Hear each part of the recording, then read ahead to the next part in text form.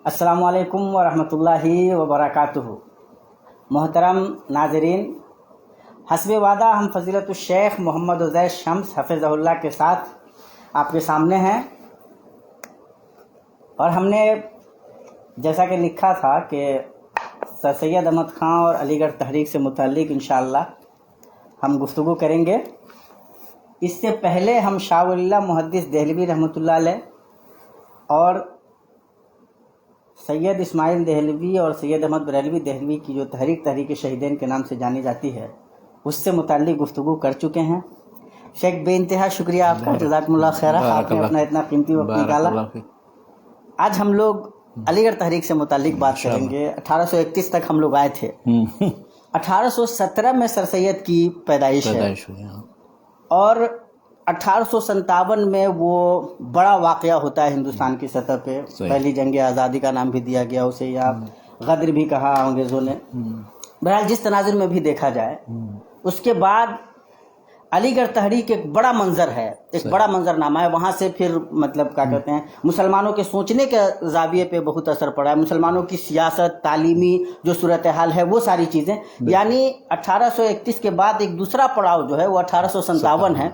और उसकी कोख से निकलने वाले जो अफकार व ख्यालात हैं, उसमें सर सैयद एक बड़ी हस्ती के तौर पर, एक बड़े मुसलिह या एक बड़ा एक ऐसे फ़र्द के तौर पर उभरते हैं जो बहुत सारा भूचाल उनकी वजह से सामने आता है। बहुत सारी सतहों पे बहुत सारे अफकार के दरीचे वाह हो रहे हैं। वो मतलब मुस्बत और मनफी दोनों हो सकते हैं, लेकिन बहरहाल सर सैयद एक बहुत बड़ी हैसियत से हमारे सामने आते हैं। 1857 के बाद जब सर सैयद अमली ज़िंदगी का हिस्सा बनते हैं बज़ाब्ता, या जब वो एक ऐसी शख्सियत हैं जिनके बारे में मुस्बत या मनफी बातें होने लगी हैं, तब तो वो बहुत मतलब तब के सर सैयद से लगभग दुनिया वाकिफ है। उससे पहले भी सर सैयद लगभग 40 साल की उम्र के हैं। वो जो ज़िंदगी है सर सैयद की, उनकी जो तश्कील हो रही है, जो शख्सियत बन रही है, उनमें कौन से अनासिर हैं जो काम कर रहे हैं, किस तरह के ख़ानदान में वो पैदा हुए हैं और किस तरह की तालीमी लियाकत उनकी रही है। सर सैयद का ख़ानदान बहुत ही मारूफ इल्मी ख़ानदान था। और उनके वालिद जो थे वो एक बहुत बड़े सूफ़ी थे, शाह ग़ुलाम अली, जो मुजद्दिदिया सिलसिला से वाबस्ता थे। उनके भी मुरीद थे। इसी तरह अहमद सरहंदी रहमतुल्लाह अलैह, हाँ, उनका जो सिलसिला मुजद्दिदी सिलसिला है, तो उसमें मज़हर जहाँ जाना था, उसके बाद फिर शाह ग़ुलाम अली थे दिल्ली में। और उनकी वालदा जो थी, तो वो शाह अब्दुल अज़ीज़ और इनके ख़ानदान से मुतासिर थीं, और बल्कि उन्हीं के मुत्तबी में शुमार किया। बल्कि कहा जाता है कि बैत भी उन्होंने उनसे की। यानी तसव्वुफ़ और शरीयत दोनों का मजमा है। यानी इल्मी तौर पर शाह अब्दुल अज़ीज़ के ख़ानदान से, और तसव्वुफ़ और रुश्द सलूक के बाब में शाह ग़ुलाम अली जो है उनके से, दोनों से ताल्लुक़ था। चुनांचे बचपन में बताते हैं सैयद अहमद ख़ां साहब कि मैं उनके गोद में खेलता था, छोटा था तो जाता था, कुछ शरारत वरारत भी करता था। किनकी सबंगे ये शाह ग़ुलाम अली की। अच्छा, क्या? और काफ़ी वो, फिर मैं कुछ शरारत भी करता था, लेकिन वो अंगेज़ करते थे। और बहरहाल वो बड़ा ज़िक्र करते हैं उनका। और दूसरी चीज़ ये कि उन्होंने फिर वहीं 20 साल की उम्र तक तकरीबन तालीम भी वहीं हासिल की, मुख्तलिफ़ असातिज़ा और लोगों से, और मुख्तलिफ़ फ़नून की तालीम हासिल की। यानी फ़ारसी उर्सी पढ़ी पहले, उसके बाद फिर दूसरे जो उलूम हैं उनका हत्ता कि उन्होंने मसलन रियाज़ी, हंदसा और तिब वगैरह ये सब भी पढ़ा उन्होंने। यानी हिसाब पढ़ा उन्होंने। हाँ, मेडिकल तालीम हासिल, मेडिकल नहीं, यानी तिब कदीम, जो तिब इस्लामी, इसको तिब यूनानी कहा जाता है, तिब यूनानी। और हंदसा यानी इंजीनियरिंग वगैरह इस तरह से मुतल्लिक़। हाँ, बल्कि उस पर बाद रसायल और कुतुब भी लिखे हैं मौज़ूआत से मुतल्लिक़। और आखिर में उन्होंने फिर उनको मौका मिला तो 2-3 बड़े जो आलाम और मशाहिर थे, उनसे भी उन्होंने अरबी उलूम फ़नून से मुतल्लिक़ किताबों की यानी तालीम हासिल की। जैसे वो कौन लोग? जैसे मशहूर जो थे, एक थे मौलाना ममलूक अली नानोती, जो मौलाना कासिम नानोती वगैरह के भी उस्ताद हैं। अच्छा, दूसरे शाह मखसूसुल्लाह, जो शाह वलीउल्लाह के पोते थे, यानी मखसूसुल्लाह बिन रफ़ीउद्दीन बिन वलीउल्लाह। क्या बात। तो वो उनसे भी पढ़ा। अच्छा, इस तरह से और भी 2-3 मशाइख थे। और उस ज़माने में दिल्ली, आप अगर दिल्ली की तारीख़ पढ़ें तो आपको अंदाज़ा होगा कि बड़े बड़े मशाहिर थे, उदबा, शुअरा, गालिब थे, और दूसरे उस ज़माने की दिल्ली इमाम बख्श साहबाई और बड़े बड़े अब्दुल्ला खां अरबी वगैरह काफ़ी लोग थे। तो उन सब से राह रस्म थी। और बल्कि उनकी अगर किताब आसार सनादीद आप देखेंगे तो उसमें इन सब लोगों का जिक्र भी मिलेगा, दिल्ली के जितने फजला हैं। आसार सनादीद असल में دلی کی جو مختلف عمارتیں ہیں اور ان کا اس کے جو تاریخی مقامات اور جگہیں ہیں ان سب کی روداد ہے، اس کا وصف ہے جو انہوں نے لکھا تھا. اچھا، لطف کی بات یہ ہے کہ اس کا جو پہلا ایڈیشن چھپا تھا تو اس میں بعض ایسی چیزیں جو انہوں نے درج کی تھیں دوسرے ایڈیشن میں انہوں نے حذف کر دی. مثلا 1847 میں وہ پہلا ایڈیشن چھپا تھا اس کا، تو اس میں شاہ اسماعیل شہید وغیرہ کا ذکر تھا اور دوسرے لوگوں کا ذکر تھا اور ایسے لوگوں کا کہ جن کا تعلق قتال و جہاد وغیرہ سے رہا. اس لیے کہ 1831 میں انہوں نے جو شہادت کا واقعہ بالا کوٹ کا پیش آیا تھا تو اس وقت ان کی عمر تقریباً 14 سال کی رہی ہوگی، اور شروع کی زندگی ان کی اتباع سنت و عمل بالحدیث کے جذبے سے متاثر تھی. یا مطلب وہی زندگی؟ بلکہ وہی زندگی. انہوں نے بعض کتابیں لکھی، راہ سنت کے نام سے بدعت کے رد میں ایک کتاب لکھی ہے. اسی طرح سے ایک کتاب، وہ جو کتاب ہے شیخ، کیا اس پہ تقویۃ الایمان وغیرہ کا کوئی اثر ہے؟ ہاں بالکل اسی طرح کا امپیکٹ ہے تقریباً اس میں. اور وہی چیزیں ہیں جو انہوں نے بیان کی. تو شاہ اسماعیل شہید سے ایک زمانے میں بڑے متاثر تھے. بلکہ وہی میں بتا رہا ہوں کہ آثار السنادید کے پہلے ایڈیشن میں شاہ اسماعیل شہید کا جو ذکر ہے اور بہت ان کو جو کافی مطلب ان کے بارے میں تبصرہ کیا ہے اور ان کی خدمات کا ذکر ہے اور دوسرے تو وہ دوسرے ایڈیشن میں 1854 میں حذف کر دیا. یہ دہلی میں ہے سر سید احمد خان. ٹھیک. شاہ اسماعیل شہید بھی دہلی میں ہیں. دہلی میں تھے. کیا ملاقات ہے کبھی ان کے یہاں جانے کا؟ اس وقت چھوٹے رہے ہوں گے اس وقت میرے خیال سے. وہ لوگ تو جہاد واد میں نکل گئے نا 1826-24 میں، تو اس طرف نکل گئے. تو یہ تو بہت چھوٹے رہے ہوں گے اس وقت. تو ان سے ملاقات کرنے، لیکن ان کے جو اور دوسرے خاندان کے لوگ جیسے شاہ مخصوص اللہ تھے ان لوگوں سے ملاقات، پڑھائی کی. ہاں ان لوگوں سے ملاقات کی، پڑھا. اچھا، پھر انہوں نے یعنی 16-17 سال کی عمر تک تو یہ سب پڑھا.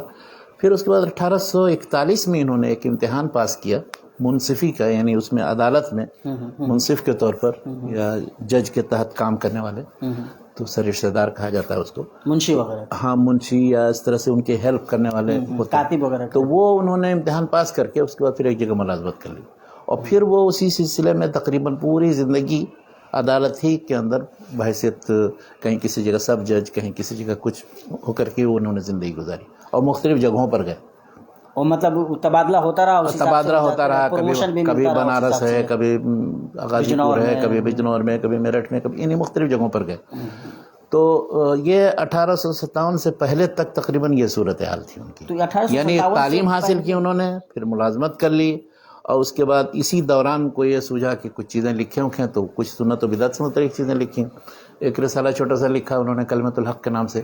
اس میں انہوں نے یہ پیری مریدی وغیرہ سے متعلق اس کے اوپر رد کیا ہے. اور کچھ چیزیں ایسی بھی لکھیں کہ جو انہوں نے مثلا اس زمانے میں یعنی زمین سے متعلق ہے کہ وہ حرکت نہیں کرتی ہے، یعنی پرانے جو خیالات ہیں اس کے مطابق.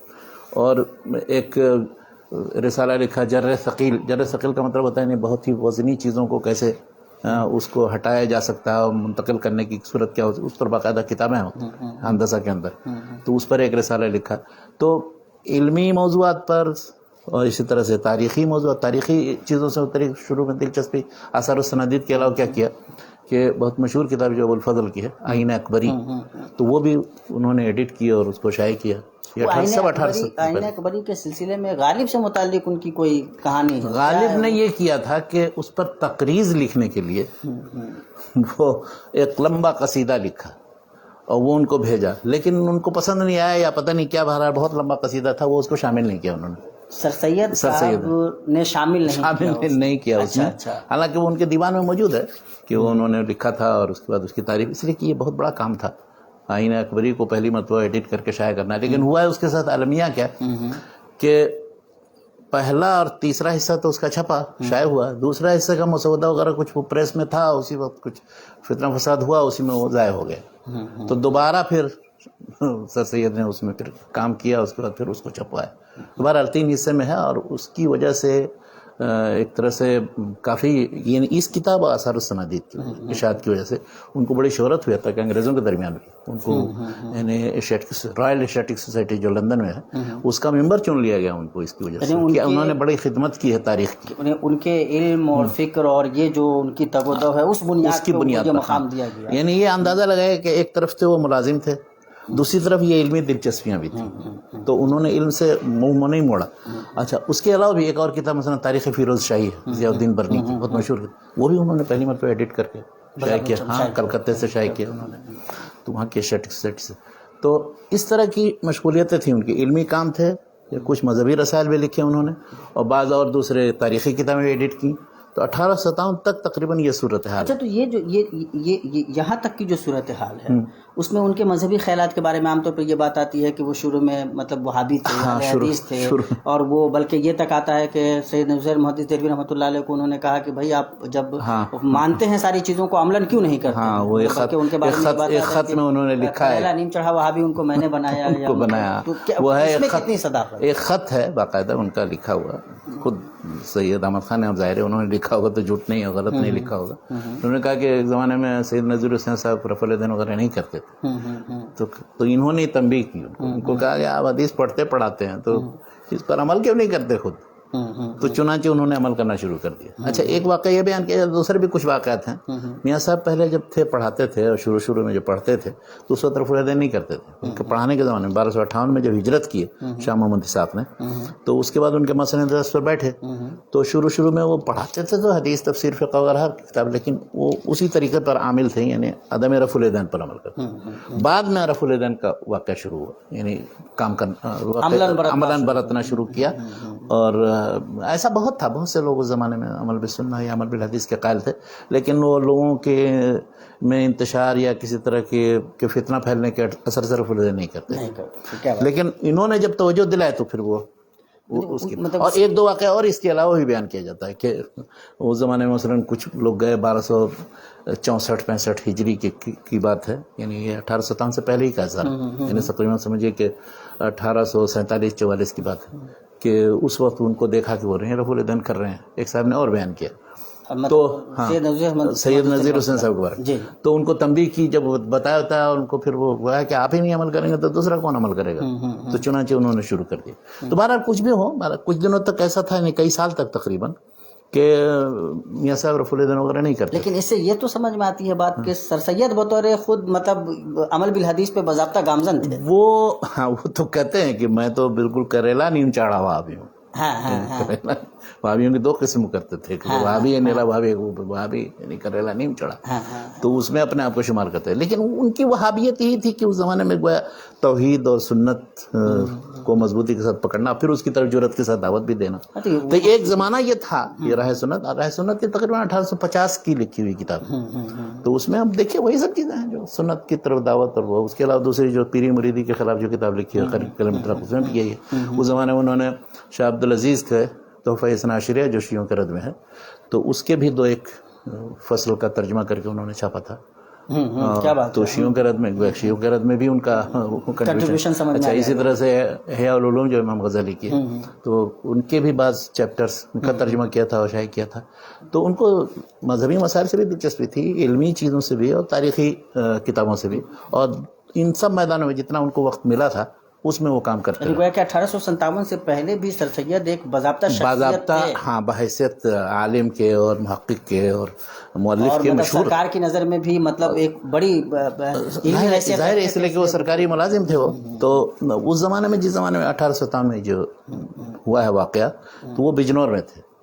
تو بجنور میں پھر جب چونکہ سرکار کے بہت مؤید تھے, انگریزوں کے یعنی کافی مطلب ہر طرح کی تائید وہ کرتے تھے, بلکہ اپنا خود لکھا ہے انہوں نے مضامین میں بھی اور کتاب کے اندر بھی, تاریخ سرکشی بجنور کے نام سے جو کتاب لکھی ہے, اس میں لکھا ہے کہ کیا واقعات کیسے کیسے پیش آئے. 1857 سے 58 تک 1 سال کی تاریخ ہے وہ. تو اس میں انہوں نے سارے واقعات لکھے ہیں. انہوں نے کس طرح سے بہت سے انگریزوں کو بچایا, بلکہ باقاعدہ پہرہ داری کا کام کیا, ان کے میم کو, ان کے بچوں کی حفاظت کی, اور کہا کہ ہم نے اس نقطہ نظر سے کیا کہ یہ انسانیت کے خلاف ہے کہ اس طرح سے عورتوں اور بچوں کو قتل کیا جائے. اور یا پھر یہ کہ وہ ہمارے سرکار ہیں, تو اب وہ ہمارے سرکار ہیں تو ہم نمک کھاتے ہیں, تو ہمیں وفادار ہونا چاہیے. اس کا بہت صراحت کے ساتھ انہوں نے اظہار کیا ان چیزوں کا اور ذکر کیا ہے. 1857 کا حادثہ ہوتا ہے, اتنا بڑا حادثہ, بہت بڑا حادثہ. پھر سر سید ملازم ہیں خود دوسری ملازم ہیں سرکار خود، میں. ہاں. اس کے بعد وہ اسباب بغاوت ہند جیسی کیسے لکھتے مطلب ہیں، جرأت مندانہ کتاب لکھتے ہیں. بہت جرمانہ اس سے دو چیزیں مطلب عام طور پر سمجھنے کی لوگ کوشش کرتے ہیں. ایک تو یہ کہ سر سید کا جو تعلق تھا مطلب انگلش سرکار سے وہ، اور دوسرا یہ کہ وہ اس آدمی کی اپنی جو شخصیت تھی، جو بہادری تھی اس آدمی کے اندر، یہ بڑی جرأت کی بات ہے کہ اس طرح کی بہت بات. بڑی جرأت کی بات ہے. انہوں نے اصل میں یہ کتاب جو لکھی ہے تو اس کے پس منظر واقعہ پیش آیا. جب اس کے نتیجے میں یہ ہوا کہ مسلمانوں کے خلاف داروگیر عام ہو گئی اور پکڑ کے گیا تو اکثر لوگوں کو پھانسی دے دیا یا ان کو سارے ان کے املاک و جائیداد سے بے دخل کر دیتے تھے یا جیلوں میں بھر دیا. تو دیکھا انہوں نے، جب دیکھا تو بلکہ اس کے نتیجے میں چونکہ انہوں نے مدد کی تھی انگریزوں کی اور بچائی تھی جان اور باقاعدہ پہرے داری کا کام کیا تھا، تو ان کو تو انعام و اکرام سے نوازا گیا. لیکن ایک بار اتنا بڑا انعام ان کو دینے کی کوشش کی انگریزوں نے کہ وہ سمجھتے تھے کہ یہ کیا ہوا ہے، مطلب پتہ نہیں کتنے لاکھ کی یا کون سی زمین جائیداد تھی یا کوئی مکان تھا وہ ان کو کسی سے چھین کر کے دے رہے تھے. اب ان کو بڑا عجیب محسوس ہوا، یہ کیا بات ہوئی، مطلب میں اس طرح سے اتنا تو نہیں گر سکتا ہوں کہ اپنی قوم کو دیکھوں کہ ان سے سب چیزیں چھینی جا رہی ہیں، مجھے انعام کے طور پر دیا جا رہا ہے. کیا بات. تو ان کے دل کو بہت چوٹ پہنچی، کیا کہ اس حد تک میں نہیں سمجھتا تھا کہ میں گر جاؤں گا. چنانچہ انہوں نے بولا تو وہ قبول نہیں کیا. اور ثانیہ یہ انہوں نے یہاں تک ان کے ذہن میں آنے لگا کہ میں یہ ملک چھوڑ کر کے چلا جاؤں کسی دوسرے ملک، مصر ہجرت کر جاؤں، عرب ملک میں کسی جگہ چلا جاؤں. لیکن خیر سوچنے سمجھنے کے بعد انہوں نے، یعنی اس زمانے میں 1857 کے واقعے کے بعد بہت زیادہ یہ متاثر ہوئے. ایک تو انگریزوں نے جو مظالم ڈھائے اس کی وجہ سے، دوسری چیز خود ان کے ساتھ جو انعام و اکرام کا وہ پیش آیا تو کہا کہ ارے یہ تو میرے ذہن میں نہیں تھا کہ اس کا کوئی بدلہ میں طلب کر رہا ہوں یا کوئی مقصد ہے میرا. تو تیسری چیز یہ کہ انہوں نے جب دیکھا کہ یہ سلسلے میں بہرحال کچھ جھنجھوڑنا چاہیے اور انگریزوں کو بتانا چاہیے کہ حقائق اور واقعات کیا ہیں، اس لیے کہ وہ تھے وہاں، وہیں سے فتنہ شروع ہوا تھا اور دوسری جگہوں پر بھی جہاں بھی گئے وہاں پر ان کو پتہ تھا. انہوں نے اپنے سر کی آنکھوں سے سارے مسلمانوں کو لٹتے ہوئے دیکھا. تو انہوں نے پھر اسباب بغاوت ہند لکھ کر کے انہوں نے یہ دکھایا کہ یہ جو سمجھا جاتا ہے کہ مسلمانوں نے یا ہندوستانیوں نے بغاوت کی، تو اس کے پیچھے وجوہ اسباب کیا تھے. وجوہ اسباب میں پھر انہوں نے جو وجوہ بیان کیے اس میں خاص طور پر جو وہ ایسٹ انڈیا کمپنی تھی اور اس کے جو مظالم تھے اور اس کے جو بعض ایسے فیصلے کہ جن کی بنیاد پر لوگوں نے ہندوستانیوں نے قبول نہیں کیا اور تو ہر جگہ یہ واقعات پیش آئے. تو یہ وجہ بنیادی انہوں نے بیان کی. اور دوسری بات چیزیں بیان کی انہوں نے کہ جس سے یہ ہوا کہ مسلمان یا ہندوستانی جو ہیں اتنا زیادہ مورد الزام نہیں ہے، یا اگر ہیں بھی تو اس سے زیادہ جو ہے حکومت مورد الزام. اچھا اس زمانے ہوا کیا، یہ ہوا کہ چونکہ انگریزی حکومت کے تحت تاج برطانیہ کے تحت ڈائریکٹ یہ حکومت آ گئی، یعنی ہندوستان کی حکومت مغلیہ سلطنت کو ختم کرنے کے بعد 1857 کے بعد. ہاں بالکل، یعنی وہ پھر ایسٹ انڈیا کمپنی جو تھی وہ ہٹ گئی. تو اب ایک طرح سے یہ جو انہوں نے لکھا کہ بغاوت تو آپ کے سر جاتا ہے، تو اس چیز کو گویا ایک طرح سے سمجھیے کہ وہ جو انگلش گورنمنٹ تھی، برطانیہ کی گورنمنٹ، اس نے بھی اس چیز کو محسوس کیا کہ چلو اس کا تھوبڑا جو ہے وہ ایک ایسٹ انڈیا کمپنی کے ساتھ توڑ دیا جائے، اور وہ بھی گویا ان چیزوں کو قبول کر کے. تو اس طرح سے سر سید نے جو لکھا وہ ایک طرح سے بجائے مخالفت کے تائید ہی ہو گئی ان کی. اچھا کیا بات. اور گویا اب جو تاج انگلشیا کو گویا دعوت دی جا رہی ہے کہ آپ صحیح معاملہ کریں. وہ آپ کے پیشرو جن لوگوں نے آپ کے نام سے کیا تھا انہوں نے بہت غلطیاں کی. آپ اچھی طریقے سے ہم آپ کے غلام ہیں. ہاں تو انہوں نے پھر اسباب بغاوت ہند ان ساری چیزوں کا بہت ہی جرأت کے ساتھ ذکر کیا، انگلش میں بھی چھاپا. اچھا یہ بات بتائی جاتی ہے کہ جب انہوں نے یہ کتاب لکھی تو خود جو ان کے سینئر انگریز آفیسر تھے ان کو دیا، حکومت تک پہنچانے کی کوشش کی، اور تو ان کے جو بلکہ مقصد ہی یہی تھا اس کو لکھ کر کے وہ کئی 100 نسخے اس کے وہاں بھیجے. ہاں تو یہ بات عام طور پہ بیان کی جاتی ہے کہ مطلب بہت سارے انگریز افسر نہیں چاہتے تھے کہ یہ کتاب چھپے اور وہ ناراض بھی ہو گئے تھے. ہاں اس لیے کہ ایک طرح سے انگریزوں پر وہ الزام لگایا جا رہا ہے کہ وہ اس کے سبب بنے ہیں اور بہت کچھ انہوں نے غلط حرکتیں کی ہیں جن کی وجہ سے سب اٹھ کھڑے ہوئے ہیں اور بغاوت ہوئی ہے، جس کو اگر آپ لوگ بغاوت کہتے ہیں تو اس وجہ سے انگریز چاہتے تھے. لیکن انہی میں کچھ انگریز ایسے تھے جو ان کے مؤید بھی تھے. ہاں اور انہوں نے یہ چاہا کہ ہاں ٹھیک ہے یہ معاملہ جو وہاں تک پہنچے، چنانچہ انہوں نے انگریزی میں اس کے ترجمے کرا کر کے بھیجے وہاں. یہ بات بھی آتی ہے شیخ کہ ان کے جو ایک نان مسلم بڑے قریبی دوست تھے انہوں نے بہت منع کیا کہ تم مطلب اس کی وجہ سے تمہیں نقصان ہوگا، لیکن اس کی پرواہ نہیں کی. ہاں انہوں نے کہا کہ ہو جو بھی ہو، لیکن یہ حقائق میں بیان کر کے اس کے بعد پھر اہل حل و عقد جو ہیں اوپر جو لوگ بیٹھے ہوئے ہیں پریوی کونسل، اس تک پہنچا دوں گا میں. چنانچہ یہ کام کیا، لیکن اس کا نتیجہ اچھا ہوا. اس کے نتیجے میں پھر ان پر اعتماد اور زیادہ ہو گیا انگریزوں کو، اور پھر یہ انہوں نے محسوس کیا کہ ہم نے ایک ذمہ داری جو مسلمانوں کو بچانے کی تھی وہ بہت حد تک میں نے پوری کیا، اور مسلمانوں کے خلاف جو داروگری کا سلسلہ تھا وہ رک گیا اور تھم گیا. 1857 جب ہو گیا تو اس کے رد عمل کے طور پہ سر سید کتاب لکھ رہے ہیں اسباب بغاوت. ایک جذبہ پیدا ہو رہا ہے کہ یار اس ملک کو چھوڑ کر کے نکل جاتے ہیں. پھر وہ اپنی قوم، ان کی زبان میں اپنی قوم کی صورتحال دیکھتے ہیں، برداشت نہیں ہوتا ہے، وہ کچھ کرنا چاہتے ہیں، قوم کو اس صورتحال سے نکالنا چاہتے ہیں. اس صورتحال سے نکالنے کے لیے سر سید کیا کیا کر رہے ہیں؟ دیکھیے، وہ انہوں نے یہ محسوس کیا کہ صرف اتنا کہ ہم بغاوت کے جو اسباب ہیں وہ صرف انگریزوں کے سرمڈ کر کے یا اور دوسرے جو مسلمانوں کو وفادار بتا کر کے صرف ہم سرخرو ہو جائیں، اتنا کافی نہیں، بلکہ اس کا بنیادی علاج کرنے کی ضرورت ہے. کہ مسلمان جو ذلیل و خوار ہیں یا ان کو جو مثلا سرکاری ملازمتوں سے بالکل کنارہ کر دیا گیا، وہ جو لارڈ مکالے کا جو نظام تعلیم تھا جس کے تحت ہوا یہ کہ مسلمان جو اتنے زیادہ باعزت تھے وہ ایک دم بالکل معلوم ہوا کہ چند سالوں کے بعد ان کے اب کسی ملازمت کے اہل نہیں رہ گئے، اس لیے کہ انہوں نے وہ تعلیم نہیں حاصل کی. دوسری چیز یہ کہ زبان ہی بدل دی، وہ فارسی ورسی کے بجائے یا جو تھا وہ اردو بنا دیا یا انگلش بنا دیا. اچھا، اسی طرح قاضی جو ان کے مقرر ہوتے تھے وہ معطل کر دیا، مقرر کرنا. اور اسی طرح ان کی جتنے اوقاف اور وہ تھی جو ان کے مدارس اور ان کے ذریعہ معاش کا کام کرتی تھی، وہ اوقاف سب ختم کر دیے.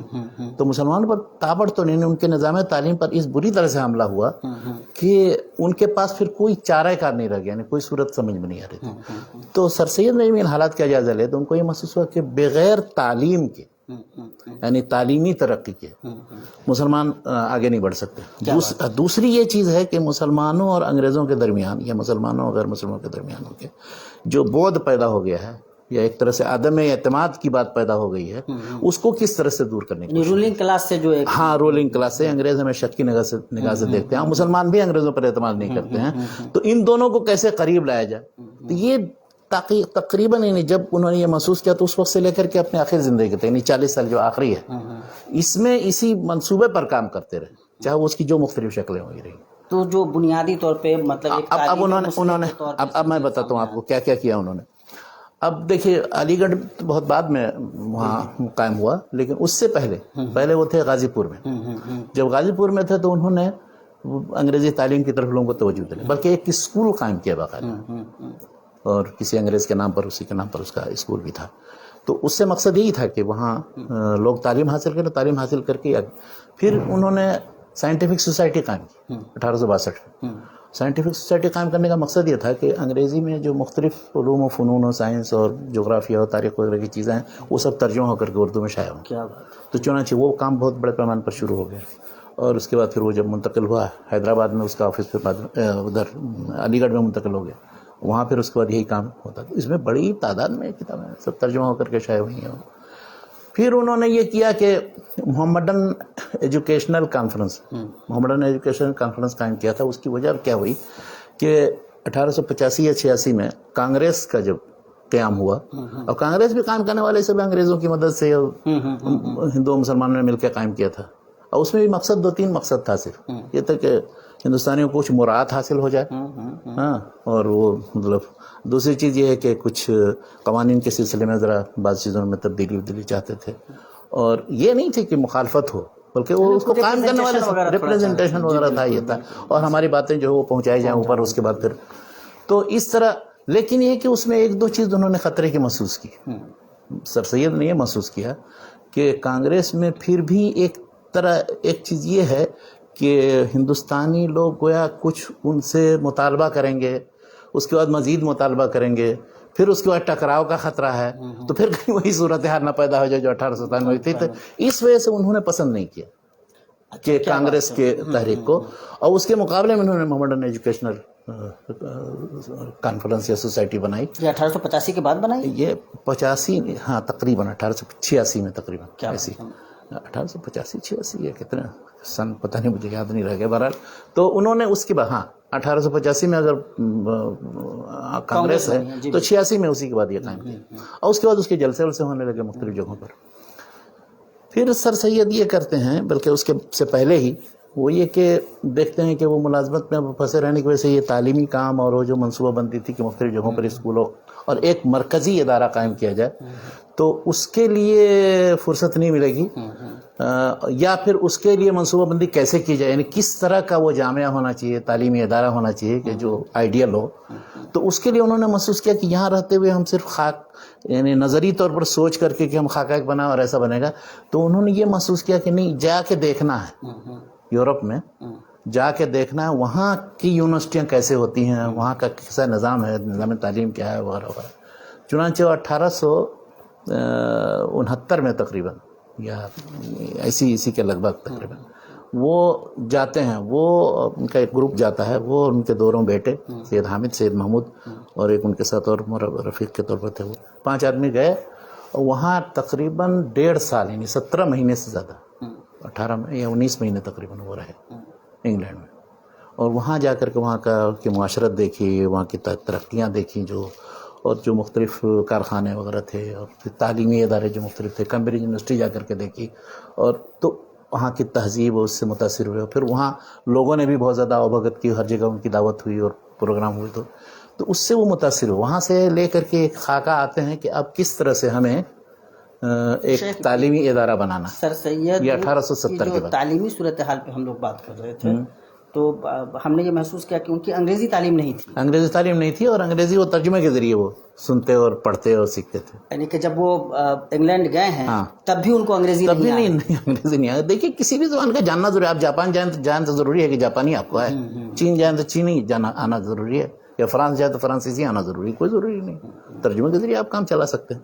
तो उसी तरह से वो गए उनके सारे, बल्कि वहाँ गए तो वहाँ रहते हुए जो बहुत ही इस बात पर दलालत करता है कि सर सैयद कितना ज़्यादा इस्लाम की तरफ से दिफा, रसूलुल्लाह सल्लल्लाहु अलैहि वसल्लम की तरफ से दिफा करने का जज्बा रखते थे, कि विलियम मोयर जो यहाँ उनके दोस्त थे, हालांकि यहीं थे हिंदुस्तान में और किसी जगह, तो उन्होंने किताब जो लाइफ ऑफ मोहम्मद लिखी, जिसमें बहुत ज़्यादा मतलब रसूलुल्लाह सल्लल्लाहु अलैहि वसल्लम को बुरा भला और गाली देना और पता नहीं क्या क्या किया था। तो वो जब देखी वहाँ तो उनको बर्दाश्त नहीं हुआ, जबकि उन्हीं की तहजीब देखने और उनकी चीज़ें, उनके इदारों को देखने के लिए गए।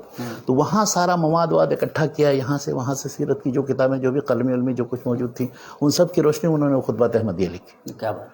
और खुतबात अहमदिया फिर अंग्रेज़ी में तर्जुमा करके वहाँ भी शाये की। तो ये इस बात की दलील है कि उनके अंदर इस्लाम की खिदमत, नबी करीम सल्लल्लाहु अलैहि वसल्लम की तरफ से दिफा, इसका जज्बा बहुत मौजूद था। हाँ, और वो मतलब इस चीज़ को, बल्कि बाज़ खुतूत में अपने लिखते हैं कि अब इस सिलसिले में मेरी सारी चीज़ बिक जाए और मेरे जिस्म के जिल्द भी, चमड़ी भी मेरी बिक जाए, ख़त्म हो जाए, तभी मैं उसके लिए तैयार हूँ। लेकिन एक ये काम खुतबात अहमदिया करके रहूँगा। हाँ, चुनांचे उन्होंने खुतबात अहमदिया लिखी उस पर। यानी वहाँ बरतानिया जाने का सिर्फ यही मकसद नहीं था कि वहाँ उन लोगों को सिर्फ देखें, उनके निज़ाम को, तालीमी निज़ाम को, तहजीब से का मुताला करें और उनकी तरक्यात को देखें, बल्कि वहाँ भी इस्लामी जज्बा मौजूद था उनके अंदर। और रसूलुल्लाह सल्लल्लाहु अलैहि वसल्लम के दिफा में जो बेनज़ीर किताब है वो, और मैं तो उम्मीद करता हूँ कि अल्लाह ताला शायद इसी से उनकी सारी लग़्ज़िशों को माफ़ कर दे और जन्नत में दाखिल करे। तो अब वो लौट करके 1870 में आते हैं। 1869 में गए थे और 18-19 महीना रह करके वापस आते हैं। आने के बाद फिर उन्होंने वही मनसूबाबंदी की थी कि किस जगह कैसे क्या कायम किया जाए। तो शुरू में उनके जहन में ये था कि कोई बड़ा इदारा ऐसे नहीं कायम कर दिया जाए, बल्कि वहाँ उन्होंने देखा था कैम्ब्रिज यूनिवर्सिटी के हॉस्टल और दूसरी जगहों पर कि वहाँ असल अहमियत इस चीज़ की है कि बच्चों को किस तरह से हॉस्टल में रख करके तरबियत की जाती है, सिर्फ पढ़ाना नहीं काफ़ी। तो उन्होंने इलाहाबाद में जो यूनिवर्सिटी थी उसके लिए एक बोर्डिंग हाउस कायम करने और बनाने की तजवीज़ रखी और पेश की। तो कुछ दिन तक ये यानी लोगों के दरमियान गुफ्तगू का मौजू रहा, इसलिए कि वुमेन एजुकेशन कॉन्फ्रेंस के ज़रिए वो सब सारी बातें आती थी, और उसका एक तर्जुमान भी जो था, एक पर्चा निकलता था, इंस्टीट्यूट गज़ट के नाम से वो छपने लगा था बाद में। तो वो कायम किया, और वापस आते ही 1870 में उन्होंने ये किया कि एक पर्चा जारी किया तहज़ीबुल अखलाक के नाम से। तो तहज़ीबुल अखलाक में यही मकसद था कि हर तरह के चीज़ों की तरफ दावत और तालीमी तरक्की, और इसके अलावा फिर मुसलमानों के जो मुख्तलिफ मसाइल हैं और ملک میں اخلاقی سدھار وغیرہ کے لیے. اور اس کتاب کا نام جو ہے تہذیب الاخلاق، یہ دراصل ایک کتاب کے نام پر مبنی ہے. ابن مسکوہ جو ایک فلسفی تھا، تو اس کی ایک کتاب ہے تہذیب الاخلاق، اخلاقیات کے باب میں. تو ہو سکتا ہے کہ وہاں سے نام لیا ہو، یا یوں بھی انہوں نے محسوس یہ کیا ہو کہ سب سے پہلے ضروری یہ ہے کہ مسلمانوں کے اخلاق درست ہوں. جب تک اخلاقیات مضبوط نہیں ہوں گے اس وقت تک کوئی فائدہ نہیں، کچھ بھی آپ کسی چیز کی طرف نہیں مسلمانوں کو لا سکتے.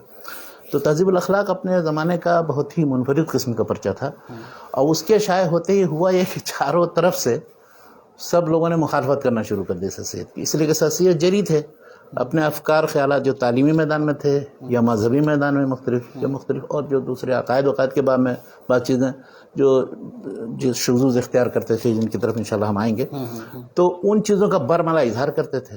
چنانچہ ان کے اور دوسرے بہت سے علماء کے درمیان وہ مناظرہ، بحث مباحثہ، اور وہ یہاں تک کہ تبدیع و تفسیق و تکفیر تک کی نوبت آئی. یہاں پہ ہی وہ کلیئر ہو جانا چاہیے شیخ کہ عام طور پہ جب سر سید کی بات آتی ہے تو جتنے بھی نئی تعلیم کے پروردہ لوگ ہیں وہ یہ تاثر دینے کی کوشش کرتے ہیں کہ علماء طبقہ نے جو سر سید کی مخالفت کی، اس کی وجہ یہ تھی کہ سر سید نے نئی تعلیم امت میں مطلب عام کرنے کی کوشش کی، ماڈرن ایجوکیشن سے مسلمانوں کو جوڑنے کی کوشش کیا. تو یہ وجہ تھی، مطلب انگریزی تعلیم کے خلاف تھے مسلمان علماء، اور اس لیے انہوں نے مطلب سر سید صاحب کو مطلب کافر تک کہا، کفر کے فتوے لگائے اور ان کی ساری مخالفت کی.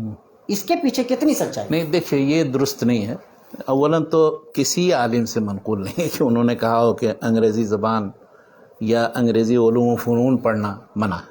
کسی عالم نے نہیں کہا، بلکہ جامعہ ملیہ کی جب تاسیس ہو رہی تھی 1920 میں، تو مولانا محمد الحسن صاحب شیخ الہند تھے، انہوں نے جو کہا کب علماء نے مخالفت کی اس چیز کی کہ انگریزی پڑھی جائے، جدید تعلیم حاصل کی جائے؟ اس کی کبھی کسی نے مخالفت نہیں کی. اصل جو مخالفت کی تھی علماء نے، اور ان کو جو اس سلسلے میں مطلب تردد تھا، وہ صرف ان کے مذہبی افکار کی وجہ سے تھا، سر سید کے مذہبی افکار کی طرف. اب کیا انہوں نے کیا، دیکھیے یہاں آنے سے پہلے بھی انہوں نے بعض چیزیں لکھنی شروع کر دی تھی. مثلا اب انہوں نے دماغ میں یہ تصور کیا کہ عیسائیوں سے یا انگریزوں سے قریب ہونے کے لیے کچھ بعض چیزیں ایسی لکھنی چاہیے کہ جس سے ان کو انسیت ہو اور مسلمانوں کو بھی ان سے انسیت ہو اور دونوں قریب آئیں. تو سب سے پہلے تو ایک لفظ نصارہ کے لفظ کی تحقیق کی. نصارہ اصل میں ناصرہ کی طرف منسوب کر کے یہودی لوگ عام طور پر عیسائیوں کو متون کرتے ہیں، اور مطلب ایک گھٹیا لفظ ہے سمجھیے، ناصری ان کو کہتے ہیں. تو مسلمان جب نصارہ کہتے ہیں ان کو، تو ان عیسائیوں کے ذہن میں یہ آتا تھا یا آتا ہوگا، یا انہوں نے محسوس کیا سر سید نے کہ کہیں اس کو گھٹیا لفظ. تب انہوں نے کہا نہیں یہ تو نصر سے ہے، نصر مانے مدد کرنا.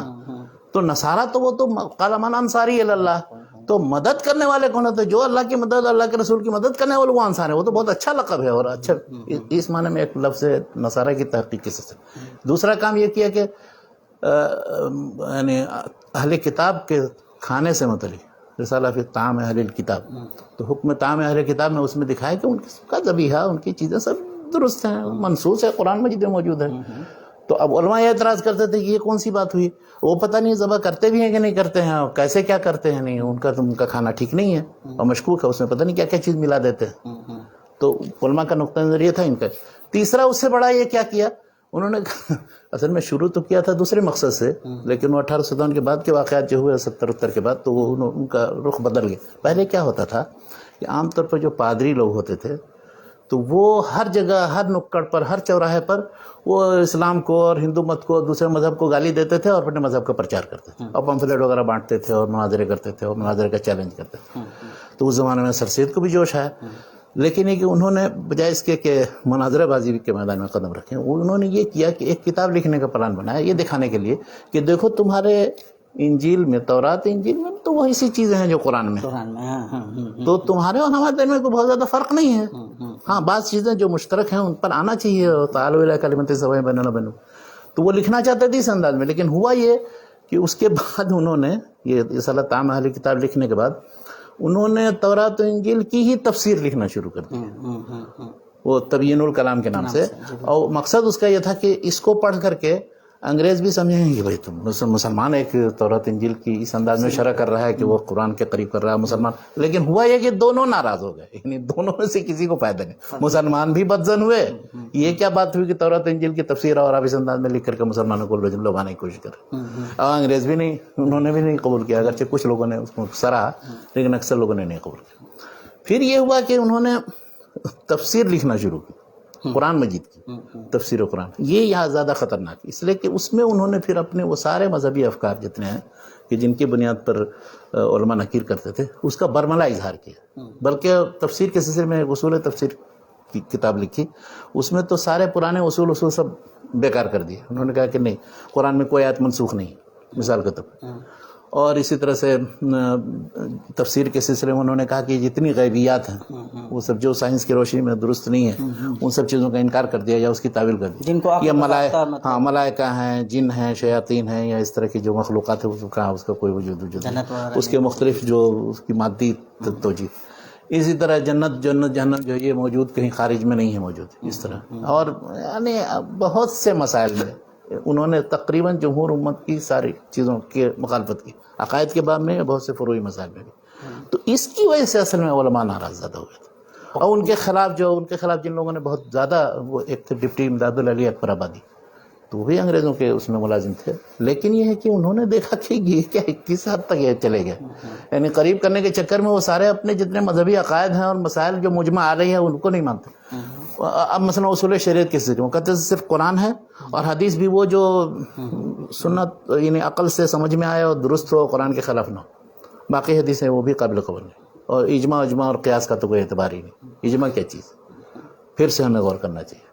چنانچہ ہر مسئلے میں غور کر کے انہوں نے نہیں رہا۔ اب ان کے تفردات اور شذوذ کی بہت لمبی تفصیل ہے، لیکن یہ کہ مخالفت دراصل اس وجہ سے لوگوں نے، یعنی جو اوور آل مخالفت ہے ان کی، ان کے مذہبی مسائل اور مذہبی مسائل کی وجہ سے وہ متون قرار دیا گیا، یا کفر وغیرہ کے جو بھی فتوے لگے ان کی جو وجوہات ہیں وہ یہ ہیں، نہ یہ کہ مطلب وہ انگریزی تعلیم کے لیے مسلمانوں کو ماڈرن ایجوکیشن سے جوڑنے کی کوشش کر رہے تھے، اس کے لیے لوگ مطلب ان کے خلاف، ایسا نہیں، بلکہ اسی لیے ان کو، اچھا انہوں نے کیا کیا، اب انہوں نے نیک نیتی کے ساتھ انہوں نے سمجھا کہ ورک آف گاڈ اور ورڈ آف گاڈ یعنی قرآن اور فطرت، ان دونوں کے درمیان جو ہے وہ اختلاف نہیں ہو سکتا ہے، تو اب ہر چیز کو ضروری ہے کہ ہم فطرت کے مطابق، سائنس کے مطابق، فلسفہ کے مطابق، بات یہ کہ جس فطرت کو آپ فطرت سمجھ رہے ہیں وہ فطرت ہے کہ نہیں، یہ تو انہوں نے یہ جب کوشش کی اور بہت سی چیزوں سے متعلق لکھنا شروع کیا اور بتانا شروع کیا اور تعویل و توجیہ کا راستہ اختیار کرنا شروع کیا، اور بالکل ہی مجمع علیہ جو چیزیں تھیں علماء کے درمیان، مفسرین کے درمیان، فقہاء کے درمیان، سب چیزوں کا انکار کر دیا، بلکہ بعض چیزوں سے مطلب بہت استہزائی انداز ہے۔ مثلا اب جتنے قصے ہیں مثال کے طور پر، اب چاہے وہ بنی اسرائیلی قصے ہوں یا غیر اسرائیلی قصوں کا جو ذکر ہے قرآن مجید میں وہ فی نفسی تو حقیقت ہے، اب ان کو بھی انہوں نے کہا نہیں یہ سب تمثیلی پیرائے میں ہے اور حقیقت سے اس کا کوئی تعلق نہیں، تو اب بہت علماء ظاہر ہے ان چیزوں سے ناراض ہوں گے، تو کوئی بھی ابھی اس وقت بھی کوئی کرتا ہے تو اس کے خلاف اٹھ کھڑے ہوتے ہیں۔ ایک چیز اور ان کی مخالفت کے سلسلے میں کہی جاتی ہے کہ سر سید ماڈرن ایجوکیشن کی طرف تو امت کو لے ہی جانا چاہ رہے تھے، وہ ساتھ ہی ساتھ جو انگریزی تہذیب ہے وہ یہ چاہتے تھے کہ مسلمان مکمل اس کلچر کو بھی قبول کر لیں، تو شاید مطلب یہ جو مخالفت تھی اس کی بڑی وجہ یہ بھی تھی، یہ بھی وجہ ہو سکتی ہے، اس لیے کہ سر سید جو تھے وہ صرف زبان ہی نہیں بلکہ اس پورے کلچر یا تہذیب کے مداح تھے جو انگریزوں کا تھا، یعنی یہ نہیں تھا کہ ہم اپنے کلچر پر ہم فخر کریں، بلکہ یہاں تک آتا ہے کہ پہلے وہ مثلا سر سید جو ہے عام ہندوستانی کپڑا پہنتے تھے، جب وہ جانے لگے انگلینڈ تو اس وقت کسی انگریز نے ان کو کہا کہ بھئی ایسے ہی تم چلے جاؤ گے تو اس کو تو کوئی اثر نہیں پڑے گا، ہمارے یہاں ذرا ظاہری رکھ رکھاؤ ان چیزوں پہننے اوڑھنے کا بڑا خیال کیا جاتا ہے، تو آپ ایسا کیجئے کہ ترکی ٹوپی لگائیے اور ذرا سا ٹھیک سے وہ شیروانی ٹائپ کا کوٹ ووٹ کچھ پہن لیجئے تاکہ وہ ایک شان جو ہے مشرقی شخصیت ایک لگے کہ ہاں بھاری بھرکم شخصیت ہے، ایسے جائیں گے معلوم کرتا پاجامہ ٹوپی وغیرہ میں تو اس میں کیا کوئی اہمیت نہیں ہے اس کی، تو چنانچہ انہوں نے ان کے کہنے کی وجہ سے وہ جو ہے ترکی ٹوپی لگانا شروع کی اور شیروانی جو خاص انداز کی وہ پہن کر کے، تو اب واحد باروں بعد میں ہوتا ہے اس سے، اور تو انہوں نے اختیار وہاں گئے، بلکہ اپنے گھر ہی میں انہوں نے اب وہ کھانے پینے سے متعلق وہ چمچہ کانٹا وغیرہ اور یہ سب ٹیبل ویبل وہ سب شروع کر دیا انہوں نے، تو وہ اس حد تک متاثر ہو گئے تھے کیونکہ ان کی تہذیب بھی اگر ہم اپنا لیں تو ہم گویا ترقی کر جائیں گے، اور ہماری تہذیب جو ہے وہ اس کے مقابلے میں اتنی زیادہ سمجھیے کہ مطلب مروبیت کی بالکل کیفیت ہے اس میں، تو یہ جو ایک طبقہ تھا جو اس کو مطلب اچھا نہیں سمجھ رہا تھا ملت کے لیے، اس لیے انہوں نے مخالفت۔ شیخ ایک بات آتی ہے، ایک بھائی نے بھی اشارہ کیا ہے اور بلکہ یہ بات آتی بھی ہے، سر سید صاحب کے پاس ایک آدمی جو ان کی تفسیر دیکھنا چاہ رہے تھے، تو انہوں نے کہا کہ اللہ پہ ایمان رکھتے ہو، رسول اللہ پہ ایمان رکھتے ہو، قیامت آخرت اس سب پہ ایمان رکھتے ہو، تو کہا کہ پھر تمہارے لیے یہ کتاب نہیں ہے، یہ تو ان لوگوں کے لیے ہے جو ان پہ ایمان نہیں رکھتے، تو اس کی کیا صداقت ہے؟ ایک طرف اگر وہ یہ بات صحیح ہے تو پھر وہ مطلب اس طرح کے افکار کو اپنی ملت میں وہ اس وقت انہوں نے کہا کہ جب کالج قائم کر لیا 1875 میں مدرسہ شروع ہوا، مدرسۃ العلوم، اور 1877 میں پھر کالج کی بنیاد پڑی تو ایم اے او کالج جو ہے محمد اینگلو اورینٹل کالج 1878 کے شروع سے پڑھائی شروع ہو گئی، اور اس کے لیے جو انہوں نے نظام بنایا تھا وہ جو کیمبرج یونیورسٹی اور دوسری یونیورسٹی کو دیکھ کر کے خاکہ، ہر شعبے کے صدر جو ہے انگریز ہوتے تھے، اور نظام امتحان کا نصاب وغیرہ وہ سب ٹھیک ٹھاک سے بنایا تھا انہوں نے۔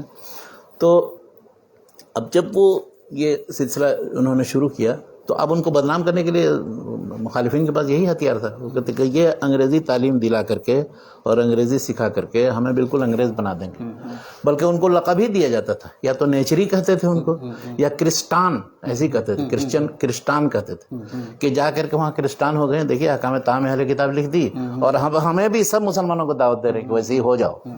تو اس لیے مخالفت ان کی ان بنیادوں پر ہوئی تھی، لیکن جب انہوں نے دورے کیے اور ہر جگہ گئے اور لوگوں کو سمجھایا کہ اصل مقصد تعلیم دینا، اور اپنے مذہبی افکار کو انہوں نے کہا کہ یہ میرے ذاتی اپنے افکار ہیں، آپ اس کو مانیے یا نہیں مانیے، اس سے کوئی فرق نہیں پڑتا، لیکن سب کو تعلیم حاصل کرنا چاہیے تاکہ اس کے ذریعے آپ کو مثلا انگریزوں کے ملازمت ملے، یا آپ آئندہ پھر خوشحال زندگی گزاریں، یا اپنے جو مختلف پرانے خیالات ہیں ان سے دور ہوں وغیرہ وغیرہ۔ آج کی موجودہ دور میں جو سائنس جہاں تک ترقی کر چکی ہے وہ سب چیزیں معلوم کیجیے، یہ تو کسی مذہب اور غیر سے کوئی تعلق، ہاں ٹھیک ہے ہمارے مذہبی افکار جو ہیں جو ہم نے کیے اس کی مخالفت آپ کیجیے، کوئی بات ہے۔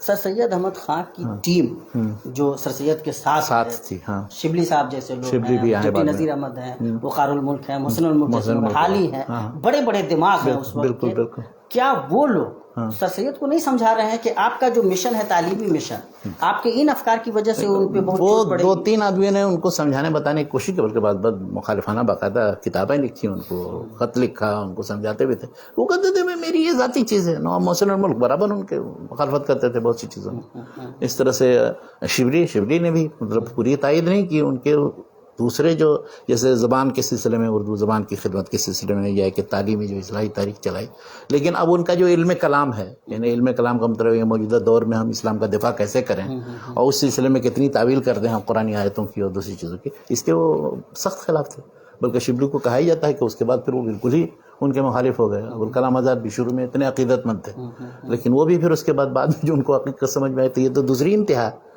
یہ تجدد پسندی کی لہر ہے یہ، اور بالکل ہی ذہن کو ایک دم مولانا آزاد نے جو مروبیت والی بات ہے بات لکھی ہے سر سید سے متاثر ہونے کی، تو اس کی تو آخری جو راہ ہے وہ مطلب جو آخری پڑاؤ وہ الہادی ہے، جب آپ مطلب ان ساری چیزوں سے نکل جاتے ہیں، یعنی ایک طرف بالکل شرک و بدعت خرافات اور سب جتنے رسم رواج کی چیزیں اس کو ماننے والا اسلام ہے، اور ایک اس سب چیزوں کو چھوڑ کر کے حتیٰ کہ دین اور قرآن کی آیتوں کی تعویل توجیہ اور عقائد مثبت کچھ بھی نہیں، سب چھوڑ دو، تو یہ دوسری انتہا، سر سید کی جو تعلیمات ہے یہ دوسری انتہا تک لے جانے والی ہے بالکل۔ تو اس کے مقابلے میں درمیانی راہ ہونی چاہیے، درمیانی راہ یہ کہ سنت کو آپ پکڑے رہے ہیں، ہمارے جو اچھی قدریں ہیں ان سے ہمیں نہیں باہر نکلنا چاہیے، اور اسی طرح سے جو علماء نے پچھلے علماء نے جو کچھ کہا تو سر سید کیا جواب دیتے تھے؟ سر سید جب بھی ان کے اوپر کہا جاتا تھا، ان کو حیات جاوید میں آپ پڑھیے، حالی نے ہر جگہ دفاع کیا ان کا، انہوں نے کہا کہ تو سر سید ہی نے تھوڑی کیا، اس سے پہلے بھی دوسرے لوگوں نے کیا، جی بالکل، ابن رشد نے کیا ہے، رازی نے کیا ہے، شاہ ولی اللہ نے لکھا ہے، شاہ ولی اللہ نے کہا کہ 5 آیتیں منسوخ، ان کو تو کوئی نہیں برا بھلا کہتا ہے۔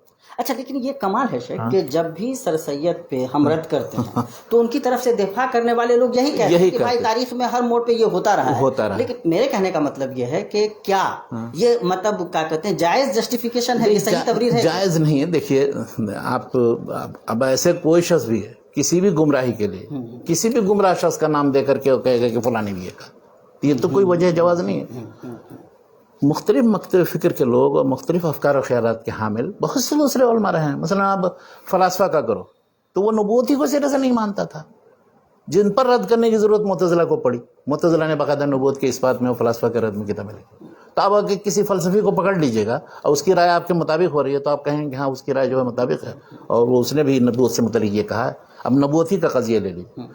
وہ سر سید بھی فلسفیوں کی طرح وہ یہ کہتے تھے کہ نبوت جو ہے ایک اعلیٰ، یعنی یہ جو مدارج ہیں ان میں سب سے اعلیٰ مقام ہے، وہ انسانی مقام، ہاں انسانی مقام تدریج کے ذریعے حاصل ہوتا ہے، جیسے فلاسفہ نے کہا گویا کہ ایک مطلب ختم نبوت کے عقیدے کے خلاف جاتا ہے. تو اب اگر کسی فلسفی کا نام لے، ابن سینا کا یا کسی دوسرے کا نام لے کر کے آپ کا کہ ابن سینا نے بھی یہ کہا، تو یہ کون سی توجہ ہوئی ہے؟ ہمارے یہاں یہ ہے کہ نبوت خاص ایک امتیاز ہے کہ جو اللہ تعالیٰ جس کو چاہتا ہے دیتا ہے، جس کو چاہتا ہے نبی بناتا ہے، جس کو چاہتا ہے نبی نہیں بناتا. یہ کوئی انسان کی اپنی صلاحیت اور اس کی بنیاد پر کوئی شخص بلند ہوتے تک نبی ہو جائے گا، ایسا نہیں ہوتا. جی بالکل. 40 سال تک خود جو نبی ہونے والا ہے اس کو پتہ نہیں رہتا. اب تو وہ سلسلہ سے بھی ختم ہے. کہنے کا مقصد یہ کہ نبوت سے مطلب یہ جو بحثیں ہیں غزالی نے کی ہیں اور دوسرے لوگوں نے کی، تو ان سب لوگوں نے یہی بتایا کہ یہ ایک موہبہ ہے من اللہ سبحانہ و تعالیٰ. یہ ایسا نہیں ہے کہ انسان اپنے ذاتی کوشش سے تو فلسفی نہیں مانتا. اس نتیجے تک پہنچتے ہیں کہ سر سید کی جو مخالفت ہوئی اس کی بڑی وجہ ان کے مذہبی خیالات تھے، اصل یہی بات جو بنیادی طور پر اسلام کے ثوابت کے خلاف تھے. بالکل. ان کی نیت چاہے جتنی اچھی رہی وہ اسلام کو یعنی عام جو جمہور امت ہیں اہل سنت کے مکتب فقہ سے تعلق رکھنے والے، ان کے خلاف ہے، چاہے وہ معتزلہ کے موافق ہوں مثال کے طور پر، اور دوسرے جو ریشنلسٹ ہیں ان لوگوں کے خلاف ہو یا موافق ہو، یا رازی کے موافق ہو یا ابن رشد کے موافق ہو، تو ان کا نام لینے سے تو نہیں کام چلے گا نا. مطلب آپ یہ کہیے کہ ہاں یہ جو اہل سنت کی جو متفق علیہ چیزیں ہیں اس کے خلاف ہے، اس روش سے اس لیے ان کی مخالفت ہوئی. خیر یہ مذہبی نقطۂ نظر سے یہ معاملہ تھا، ان کی مخالفت ہوئی. اور شاید وہ فائنلی یہ ہوا کہ یہ افکار دب گئے اور وہ مطلب اس طرح سے رائج بھی نہیں ہو پائے جس طرح سے مطلب سر سید کے دوسرے افکار یا سر سید کی جو شخصیت تھی یا پھر جس طرح سے انہوں نے کالج قائم کیا اور اس کے بعد جو مطلب کیا کہتے ہیں اثرات مرتب ہوئے. ایک تو یہ سطح ہے ان کی تعلیم. جب وہ ایک بڑا ادارہ جب کھول لیتے، ادارے کے واسطے سے، اور اتنی اچھی ٹیم ان کے پاس تیار ہو رہی ہے، تو کن کن میدانوں میں انہوں نے کارنامے انجام دیے یا ان کے اثرات مرتب ہوئے؟ اس میں تو مطلب 2-3 پہلو ہیں اس کے، اور علی گڑھ تحریک کے جو مختلف اثرات ہیں مختلف میدانوں میں اگر دیکھا جائے تو ہے. ایک تو ہے کہ جدید تعلیم کی طرف مسلمانوں کو راغب کرنا، ہاں، اور بہرحال اس میں وہ کامیاب ہو گئے، اور الحمدللہ اسی کے نتیجے میں آج تک جو جدید تعلیمی ادارے اور مسلمانوں کی جدید تعلیم کی طرف رغبت جو ہوئی ہے، تو وہ یہ چاہتے تھے کہ جدید تعلیم ہو، مسلمان بچے ملحد بھی نہ ہو، یعنی بے دین بھی نہ ہو. تو اسی لیے انہوں نے ان کی دینی تربیت کا بھی اہتمام کیا، بلکہ وہاں جو شعبہ دینیات قائم کیا تو اس میں یہ بھی کہ اب وہ شیعہ سنی اختلاف نہ ہو، تو شیعہ دینیات الگ اور سنی دینیات الگ رکھا جو آج تک موجود ہے. تو اس کا فائدہ یہ ہوا کہ ہر شخص اپنے اپنے مطابق دین کو سمجھ کر کے عمل کرے، کوئی حرج نہیں، لیکن جدید تعلیم حاصل کرنے میں تو اس میں اختلاف نہیں ہونا چاہیے. تو یہ ایک تو تعلیم کے میدان میں تو اس کے اثرات بالکل بات.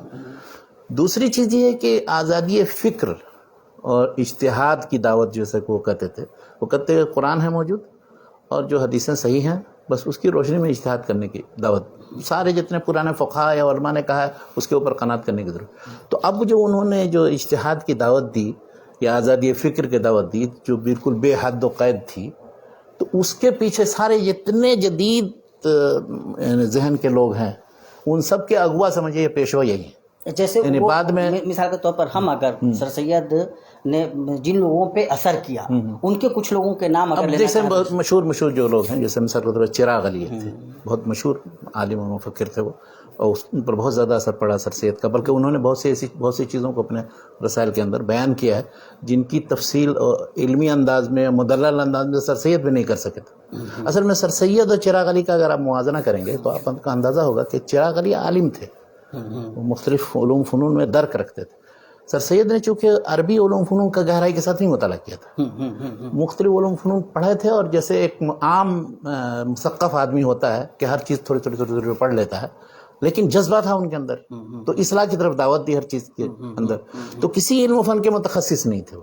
اب ان کو کہیے کہ آپ بہت بڑے فقیہ تھے تو نہیں تھے، محدث سے نہیں تھے، تفسیر نہیں تھے. تو اسی طرح سے ہاں تاریخ میں کہا جا سکتا ہے کہ ان کو درک تھا، لیکن تو اس کے مقابلے میں چراغ علی عالم تھے لیکن جدید حالات و تقاضے سے بھی واقف تھے.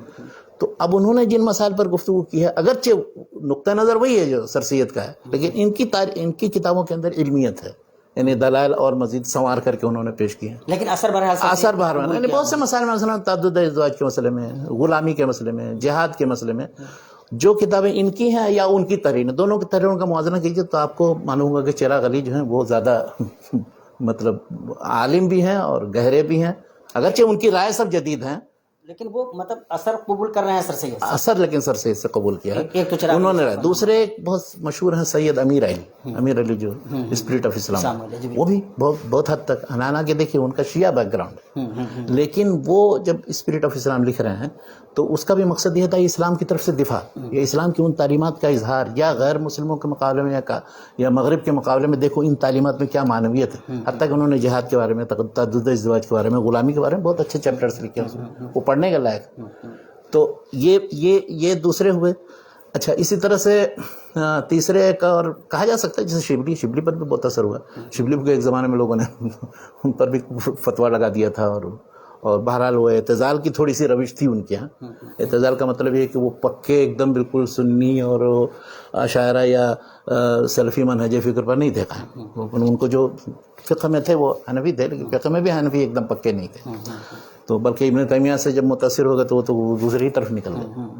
تو یہ ہے کہ شبلی پر بھی بہت حد تک ان کی اقلیت پسندی پر بھی شبلی سر سید کا اثر، لیکن وہ ایک طرح سے ان کے متبع نہیں کہے جائیں گے، بلکہ ان کے رد عمل کی طرف انہوں نے مخالفانہ روش اختیار کی. یعنی انہوں نے جدید تعلیم کو ترقی حاصل کرنے، اس کو یہ کہتے تھے کہ یہ مادی ترقی ہے صرف، پھر بھی وہی جو ہے سمجھے غلامانہ زندگی گزارنے کے لیے. یعنی جدید تعلیم حاصل کرنے کا مقصد صرف یہ ہو جائے کہ ہمیں بس وہ کہیں کسی جگہ کلر کی مل جائے، اچھی نوکری کہیں مل جائے. یہ تو کوئی علم حاصل کرنے کا اور تعلیم کا مقصد نہیں تھا، پوری اسلامی تاریخ میں ہمارے نہیں رہا، اور نہ کسی اچھی قوم کا یہ ہونا چاہیے. تعلیم آدمی مثقف ہونے کے لیے حاصل کرتا ہے، روزی روٹی کمانے کے 50 دوسرے ذرائع ہیں. چنانچہ آپ دیکھیے گا کہ اب یہی جملہ مترجہ کے طور پر کہ یعنی جامعہ ملیہ اسلامیہ کا جو قیام 1920 میں ہوا ہے، وہیں علی گڑھ میں ہوا تھا، جس کے بانی مولانا محمد علی جوہر اور پھر سے شیخ الہند کے ذریعے اس کی تاسیس کرائی ہے. اس میں جو بنیادی مقصد تھا یہی تھا کہ یہ جو علی گڑھ میں وہ وہاں پڑھنے والے لوگ بس وہ صرف دنیا دار ہو کر کے رہ جاتے ہیں، اور ان کو اس کی فکر نہیں رہتی کہ علوم فنون میں درک حاصل کر کے اس کی خدمت کی جائے، قوم کی خدمت کی جائے. یہ جذبہ نہیں ان کے اندر مفقود ہے، یا خاص ریسرچ کا کام کرنے کی طرف توجہ دی جائے، یہ کچھ نہیں. تو اس میں جامعہ ملیہ میں قائم کرنے کا ہی بنیادی مقصد تھا کہ وہ آپ لوگ ذرا تعلیم کے مقاصد میں تھوڑا اور اوپر آئیے. ریسرچ کے میدان میں تصنیف تاریخ ہونا، اب اس زمانے تک تصنیف تعلیم تحقیق وغیرہ کا کچھ کام نہیں ہوتا تھا علی گڑھ میں 1920 تک. 1920 میں جب ان لوگوں نے کام کیا، حالانکہ بالکل بے سر و سامانی کی حالت. پہلے علی گڑھ میں قائم ہوا، 5 سال کے بعد 1925 میں دلی میں منتقل ہو گیا، اور اس کے ساتھ پھر وہ 47 میں لٹ پٹ گیا، لیکن اس کے بعد بھی الحمدللہ ابھی تک زندہ ہے. تو اب اس میں ایک امتیازی خصوصیت تھی، اولاً تو یہ کہ یہاں کے اساتذہ بہت سیدھے سادے اور بہت ہی تقشف کے ساتھ زندگی انہوں نے گزاری. طلبہ بھی جو تھے ان کے وہ اپنا اسی میں اپنا جفاکشی کی زندگی گزار رہے ہیں. ان کی تربیت کا بڑا اہتمام تھا. پھر یہ کہ پروفیشنل تعلیم کا خاص اہتمام کیا گیا اس زمانے میں، جبکہ اتنا زیادہ پروفیشنل تعلیم کی طرف توجہ نہیں تھی. وہاں کا بس ہدف یہ ہوتا تھا علی گڑھ کا، اس زمانے میں کی بات بتا رہا ہوں، آج کل کی نہیں بتا رہا ہوں، اس زمانے میں یہ کہ بس وہاں سے فارغ ہو اور کہیں کسی جگہ سرکاری ملازم لگ جائے. تو سر سید جو اثرات ڈال رہے ہیں، ہاں، تو اثرات بھی اور رد عمل بھی دونوں مطلب تو یہ بنیادی طور پر یہ 3 شخصیات یہ ہیں، اور اس کے علاوہ بھی ہیں. جیسے ہم جب ہندوستان میں خاص طور سے حدیث پہ گفتگو کرتے ہیں تو انکار حدیث کی جتنی لہریں اٹھیں یا کبھی ڈانٹا بوجھنی سے ملتا کہیں نہ کہیں سر سید سے لے جا کر ہے، لیکن اگرچہ سر سید کو منکر حدیث ہم نہیں کہہ سکتے ہیں. اچھا، اگرچہ انہوں نے تعویل کا کام کیا ہے، توجیہ کا کام کیا ہے، یا بعض حدیثوں کو انہوں نے کہا کہ یہ صحیح نہیں، اس لیے کہ عقل کے پیمانے پر درست نہیں.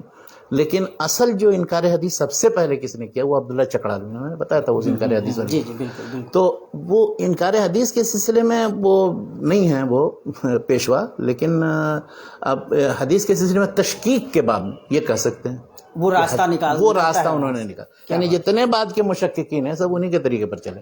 شیخ جب سر سید کی بات آتی ہے، اتنا بڑا فیگر ہے وہ، اور خاص طور سے مطلب ہندوستانی مسلمانوں کے، بڑے صغیر کے مسلمانوں کے مسیحا مانے جاتے ہیں، تعلیمی مسیحا، اتنا بڑا کارنامہ انجام دیا. تو وہیں پہ یہ بات آتی ہے کہ عورتوں کی تعلیم کے فیور میں وہ نہیں تھے، یا پھر ان کا جو نظریہ تھا اس سے بڑا عجیب و غریب تھا. وہ یہ کہتے تھے کہ عورتوں کی تعلیم اس حد تک ہونی چاہیے کہ اسلامی حدود و قیود میں ہو، اور وہ پھر اچھی خاتون بنے کہ جو صحیح طریقے سے بچوں کی تربیت دیں وغیرہ وغیرہ. یعنی بالکل مردوں اور عورتوں کی برابری کا جو تصور ہے وہ ان کے ہاں نہیں تھا. حتیٰ کہ یورپ بھی گئے، وہاں سے بھی آئے تو ان کو اس چیز کا قلق تھا کہ یہ چیز درست نہیں ہوا. اچھا کیا بات ہے, کچھ تو ہے جہاں ان کو صحیح نہیں مطلب وہ چیز ایک دم برابری کا درجہ حاصل کر کے اس کے بعد اس کے بھی پھر مفاسد ہوں گے. ہاں لیکن اس کے ساتھ ساتھ دوسرا پہلو سنیے, دوسری چیز یہ ہے کہ عورتوں پر جو مظالم ہو رہے ہیں مسلم معاشرے کے اندر, اور جو سارے شوہر جو ہیں وہ بیویوں کو سب اپنی لونڈی سمجھتے ہیں اور ان کو نوکرانی کے طور پر بس وہ رکھتے ہیں اور وہ سب کچھ ہر طرح, تو اس کے بھی خلاف تھے سخت. اس کے بارے میں مضامین لکھے ہیں انہوں نے, بلکہ حال ہی نے پوری ایک نظم ہی لکھ ڈالی ہے, چپ کی داد کے نام سے جو نظم ہے زبردست. اس میں اس کی طرف سے مناجات بیوہ, چپ کی داد وغیرہ جو لکھی ہے, اسے اندازہ ہوتا ہے کہ ان کو ان کے درد کا احساس تھا اور ان کو کہ تعلیم کے بھی قائل تھے, لیکن تعلیم بھی اتنی ہو کہ وہ اسلامی شاعر اور اسلامی تہذیب کے دائرے میں ہو, نہ یہ کہ اس سے باہر ہو کر کے. اچھا یہ چیز صرف انہی کے ساتھ نہیں, آپ مصر میں دیکھیے مثال کی طرف محمد عبدو ہیں, اور ان کے زمانے میں جو مسلمین تھے, حتیٰ کہ جس نے تحریر المرأہ لکھی قاسم امین, تحریر المرأہ میں دیکھ لیجیے, تحریر المرأہ میں یہ نہیں کرتا کہ وہ باہر نکلیں اور سب کچھ اور پردہ چھوڑ دیں اور سب کچھ نہیں, پردے کے ساتھ دینی تعلیم حاصل کریں اور وہ سارے حقوق جن سے محروم کر دی گئی ہیں عورتیں وہ سب ان کو دی جائیں.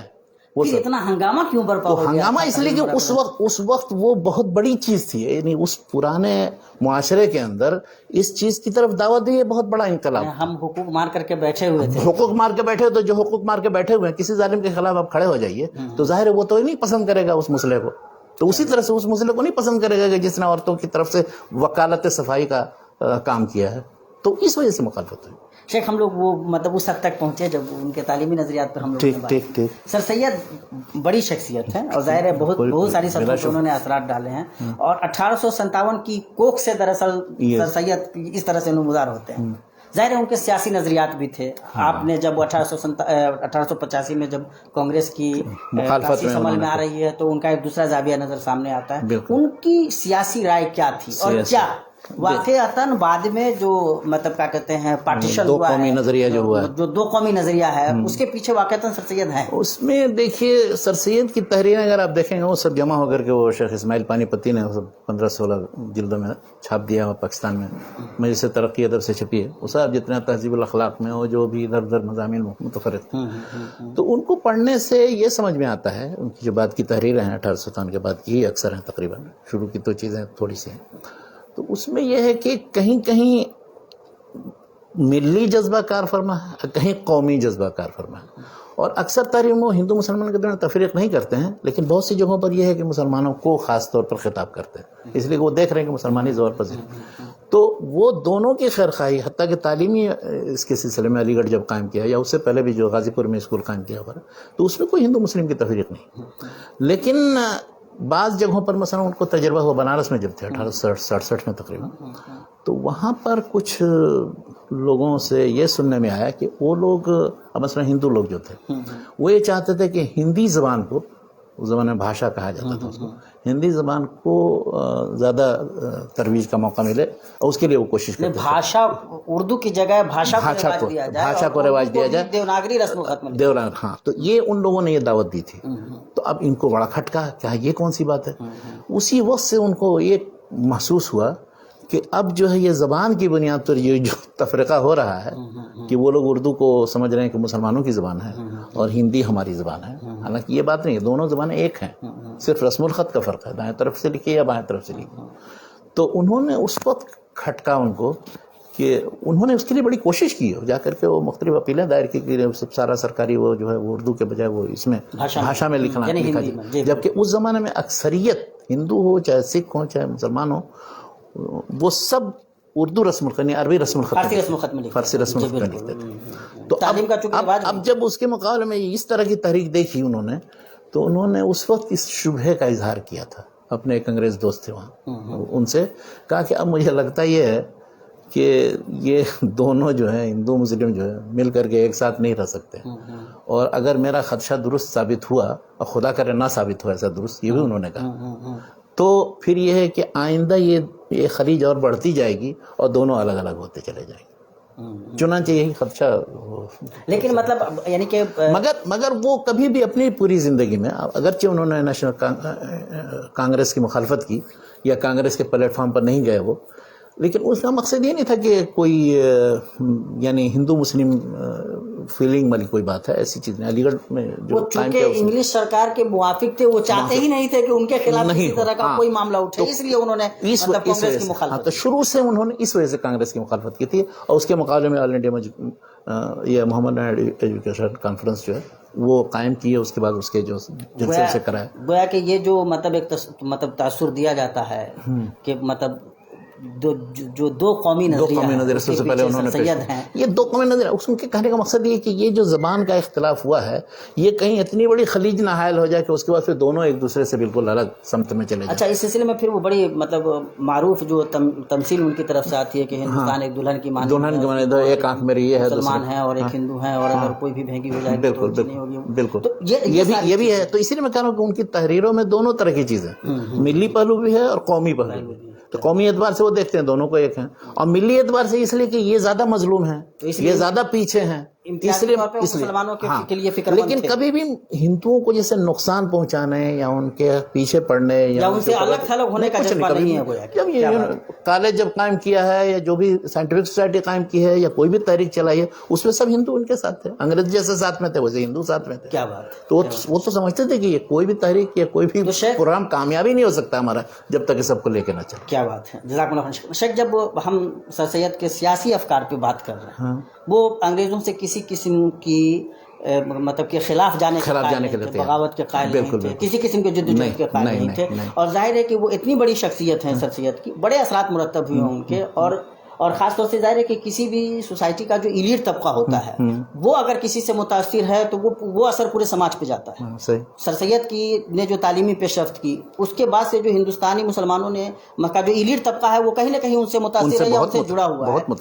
तो क्या उनके जो सियासी अफकार थे, ये कब तक मुसलमानों पे हावी रहे कि ये अंग्रेजों से बिल्कुल अलग थलग रहो, अपने काम से काम रखो, कितना चला? मत देखिए उनकी वफात चूंकि 1898 में हो गई। जी बिल्कुल। तो अभी वो सब आज़ादी की तहरीकें जो बड़े पैमाने पर उठी हैं 20वीं सदी के शुरू में, रबीउल अव्वल में, खासतौर पर 1919 और 18 के बाद, तो वो सूरत हाल तो पैदा नहीं हुई थी। तो उस पर चाहे हिंदू हो चाहे मुसलमान, चाहे कांग्रेस हो चाहे वो मुस्लिम लीग भी 1906 में कायम कर दी, वो दोनों ही तंजीमें सब इसी तरह की थी कि वो अपने बस मफादात, हिंदुस्तानियों के मफादात, मुसलमानों के मफादात महफूज रहें।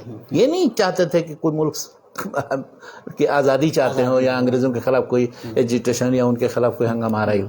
जो ये 1919 के बाद ये सब सिलसिला शुरू हुआ, तो उससे बहुत पहले 20 साल पहले गुजर गए हैं सर सैयद। तो उस पेशन कोई तो वो नहीं कर सकते, लेकिन इतना उन्होंने किया कि तालीम की तरफ, और उसके अलावा सियासत के सिलसिले में ये कि हमें जो है कभी भी मतलब ये ध्यान में नहीं आना चाहिए कि हम अपनी हुकूमत के खिलाफ खुरूज करें या बगावत करें। और मैंने लॉयल मुस्लिम्स ऑफ इंडिया वो अपने आप को और मुसलमानों को कहते थे कि वफादार मुसलमान हिंदुस्तान। यूँ माना जाए कि 20 तक आते आते जो उनका सियासी असर था वो मुसलमानों पर से खत्म हुआ और मुसलमानों ने जद्दोजहद आज़ादी की बजाय। लेकिन मैं बताऊं आपको कि ये आप जद्दोजहद आज़ादी की तारीख आप पढ़ें, हत्ता के सर सैयद के बाद भी मुस्लिम यूनिवर्सिटी अलीगढ़ मुस्लिम यूनिवर्सिटी का दर्जा 1920 में हासिल करते, उससे पहले कॉलेज की शक्ल में था। तो वो उसमें जिस तरह के अफकार सर सैयद के थे, अक्सरियत उन्हीं अफकार की हामिल रही 1918-19 तक, बल्कि उसके बाद भी ये सिलसिला रहा तकरीबन आप 47 तक देखेंगे। अगरचे उसमें थोड़ी बहुत तादाद ऐसी थी कि जो कांग्रेसी जहनियत रखने वाली, लेकिन अक्सर सब मुस्लिम लीगी थी। और उसमें समझिए कहा जाए कि सबसे बड़ी तायीद जो है उनको वहीं के फिक्र से, वहीं के लोगों से मिली। बल्कि इसीलिए 1920 में जामिया मिलिया जो अलग हुआ, तो मकसद ही उसका ये, बल्कि वो मतलब आज़ादी की तारीख में मुस्लिम यूनिवर्सिटी जो है वो मतलब गढ़ था, मुस्लिम लीग के गढ़ के तौर पर बिल्कुल। तो ये मतलब वहीं से कहीं ना कहीं ये जहन लिया भी जाता है कि जो मतलब जो दो कौमी नजरिया है उसके पीछे कहीं ना कहीं सर सैयद या सर सैयद के जो अतबा हैं, यहाँ पर जो मुख्तलिफ लोग काम करने वाले थे, यहाँ के जो प्रोडक्ट हैं। एक तो मतलब ये अब देखिए एक मिसाल मैं देता हूँ आपको। दो भाई हकीकी, जाकिर हुसैन, यूसुफ हुसैन खान। तो जाकिर हुसैन हिंदुस्तान में रह गया, सदर जमहूरिया बन गए, यूसुफ हुसैन पाकिस्तान चले गए। इस तरह के बहुत से हैं कि जिन्होंने अलीगढ़ में तालीम हासिल की, वहीं से सारा अपना नाम उनका वो सब कुछ शुमार उसी में होता है। लेकिन उसके बाद वाला डॉक्टर जाकिर हुसैन फिर अलग होकर के जामिया मिलिया के वो वाइस चांसलर उससे वाबस्ता हो गए। तो یہ ہے کہ سیاسی طور پر اس زمانے میں 19ویں صدی میں کوئی تحریک چلانا یا کوئی انگریزوں کے خلاف کچھ کرنا یہ ذہن میں سر سید کے نہیں آیا بالکل. اب جو بھی بعد میں ہے ان کو کس انداز میں، اب ان کے سارے جتنے اسپیچز ہیں، ان کے اخباروں میں جو مضامین ہیں، ان کے خطوط ہیں، وہ سب پڑھیں. اس میں کہیں آپ کو ایک جگہ بھی کوئی یعنی میرا مطلب یہ تھا شیخ اس پوری گفتگو کا کہ سر سید کے جو وہ افکار تھے ان سے مسلمانوں کا جو ایلیٹ طبقہ تھا وہ متاثر ہوا اور رہا وہ آزادی تک ایسے ہی تھا. ایک بڑا طبقہ متاثر ہوا، یعنی خاص طور سے کہ بھائی ہم انگریزوں کے لویال رہیں گے، ہم ان کے خلاف نہیں ہیں، وفادار. لیکن وہ یہ مطلب جو انہوں نے دیوار کھڑی کی تھی وہ دیوار ٹوٹی بھی، مسلمانوں نے پوری قوت کے ساتھ پھر توڑ دی، مخالفت کی. یہ کب ہوا؟ یہ 1919-20 کے بعد سے شروع ہوا. وہ 2-3 واقعات ایسے ہوئے، جلیانہ والا باغ کا واقعہ پیش آیا، پھر اس کے بعد تحریک خلافت اتفاق سے ادھر جو خلافت کے الغاء سے متعلق ترکی میں ہو رہا تھا تو وہ پھر مسلمان ہندو مل گئے، اس کے بعد کانگریس اور پھر مسلم لیگ. اس زمانے میں تو کبھی کبھی جلسے سب ایک جلسہ اس کا ہوا ابھی خلافت کا، اس کے بعد پھر وہیں مسلم لیگ کا جلسہ ہو رہا ہے، پھر وہیں پر کانگریس کا صحیح. یعنی یہ 1919-20 کا زمانہ جو تھا یہ پورے طور پر ملکی اتحاد کا زمانہ تھا. اس میں آپس میں یہ اختلافات نہیں تھے، اور کچھ دن تک یہ چلا، اس کے بعد پھر اختلافات ہو گئے پیدا.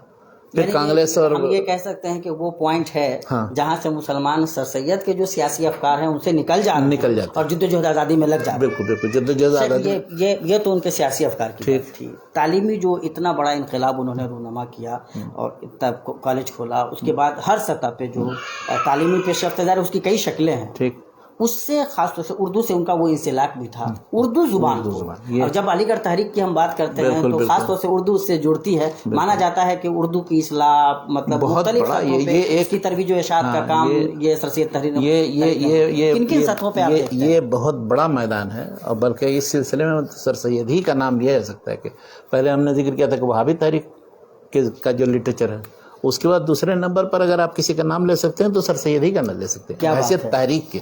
بلکہ اس سلسلے میں ایک دلچسپ بات بتاؤں، وہ بھی سید احمد بریلوی تھے اور یہ سید احمد دہلوی تھے، یعنی دہلی کے تھے یا وہ، لیکن دونوں کے درمیان بعد المشرقین ہیں افکار کے. وہ لڑے باقاعدہ اور مقابلہ کرنا اور مخالف طاقتوں کو، بلکہ انہوں نے ہندوؤں کو خط لکھا ہے بعض راجاؤں کو، ان کو کہا کہ ہمارا مقصد ہے کہ باہر کے لوگوں کو نکالنا، لیکن ان سب خطوط کو یہ اس کے مقابلے میں بالکل ہی باہر والوں کو کے ساتھ مل کر کے رہنا.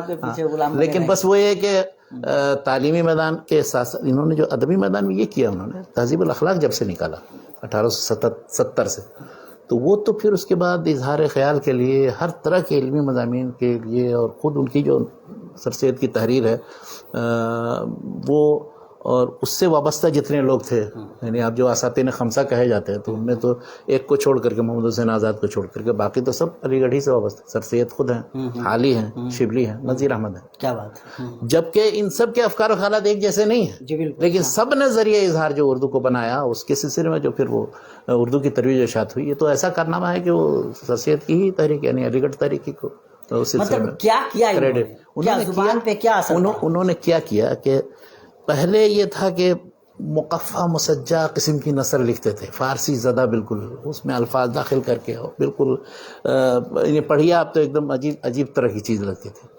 تو انہوں نے کہا کہ یہ کیا ہے، تو اس کو ایک دم عوامی زبان بنا دی، جیسے وہابیوں نے بنایا اسی طرح سے ان لوگوں نے بنایا. ہم یہ مانیں گے کہ مطلب جو تقویۃ الایمان ہے یا جو وہابی لٹریچر تیار ہو رہا ہے، اس کا اثر مطلب سر سید اس کا اثر نہیں، اس کو انہوں نے اور بڑے پیمانے پر پھیلا دیا، اس لیے کہ صحافت ہاتھ میں آ گئی نا.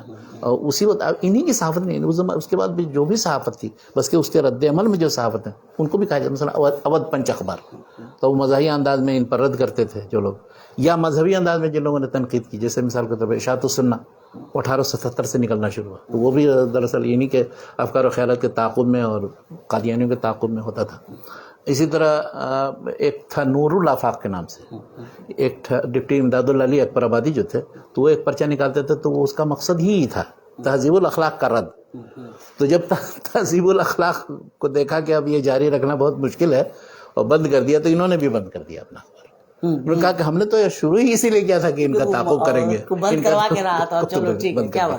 تو انہوں نے ایک طرح سے ہلچل پیدا کر دی. سارے جتنے لکھنے والے تھے وہ سب اردو میں ہر طرح کے مضامین چیزیں لکھنے لگے، اور سہل اور سلیس اسلوب، اور اس میں جو ہر ایک کا بعض کا تو خاص اسلوب تھا. اب جیسے شبلی صاحب طرز ہیں، ڈپٹی نذیر احمد مطلب ناول نگاری وغیرہ کا، افسانہ نگاری وغیرہ کے میدان میں معروف ہیں. یا اس طرح سے حال ہی ہیں نظم، خاص طور پر مسدس کے ذریعے، مسدس جس کے بارے میں خود سر سید کہتے ہیں کہ قیامت کے دن جو اللہ تعالیٰ پوچھے گا مجھ سے کہ کیا، تو کہا کہ بس یہ حال ہی سے مسدس لکھوا کر لیا۔ کیا بات ہے۔ تو لیکن اب دیکھیے ڈپٹی نذیر احمد مثال کے طور پر خرچ، یہ خود بھی بہت سا شذوذ رکھتے ہیں، الحقوق والفرائض کے نام سے کتاب لکھی، وہ بہت لوگوں نے داروگیر کی ان پر، لیکن اب انہوں نے ایک ناول لکھے ابن الوقت۔ جانتے ہیں ابن الوقت سے کس کی طرف اشارہ کیا ہے؟ سر سیدی کی طرف اشارہ کیا۔ سبحان اللہ۔ اس کو آپ پڑھیے، مقصد یہ ہے کہ یعنی پورے طور پر نہیں، انہوں نے کریکٹر ایک بنایا ہے اس میں، لیکن یہ ہے کہ وہ یہ دیکھنا چاہتے ہیں کہ کسی بھی صورت میں جو ہے اپنا مفاد پیش نظر رہنا چاہیے اور وہ متاثر نہ ہو، اس لیے ایسا تعلق رکھو انگریزوں سے کہ کبھی بھی کسی جگہ تمہیں مطلب زک نہ پہنچے، مفادات پہ چوٹ نہ پڑے۔ تو ایسے ہی شخص ابن الوقت ہوتا ہے، تو اس کو ایک طرح سے بالواسطہ، اگر بالکل پورے طور پر ہم نہیں کہتے ہیں کہ بالواسطہ انہی پر چوٹ ہے۔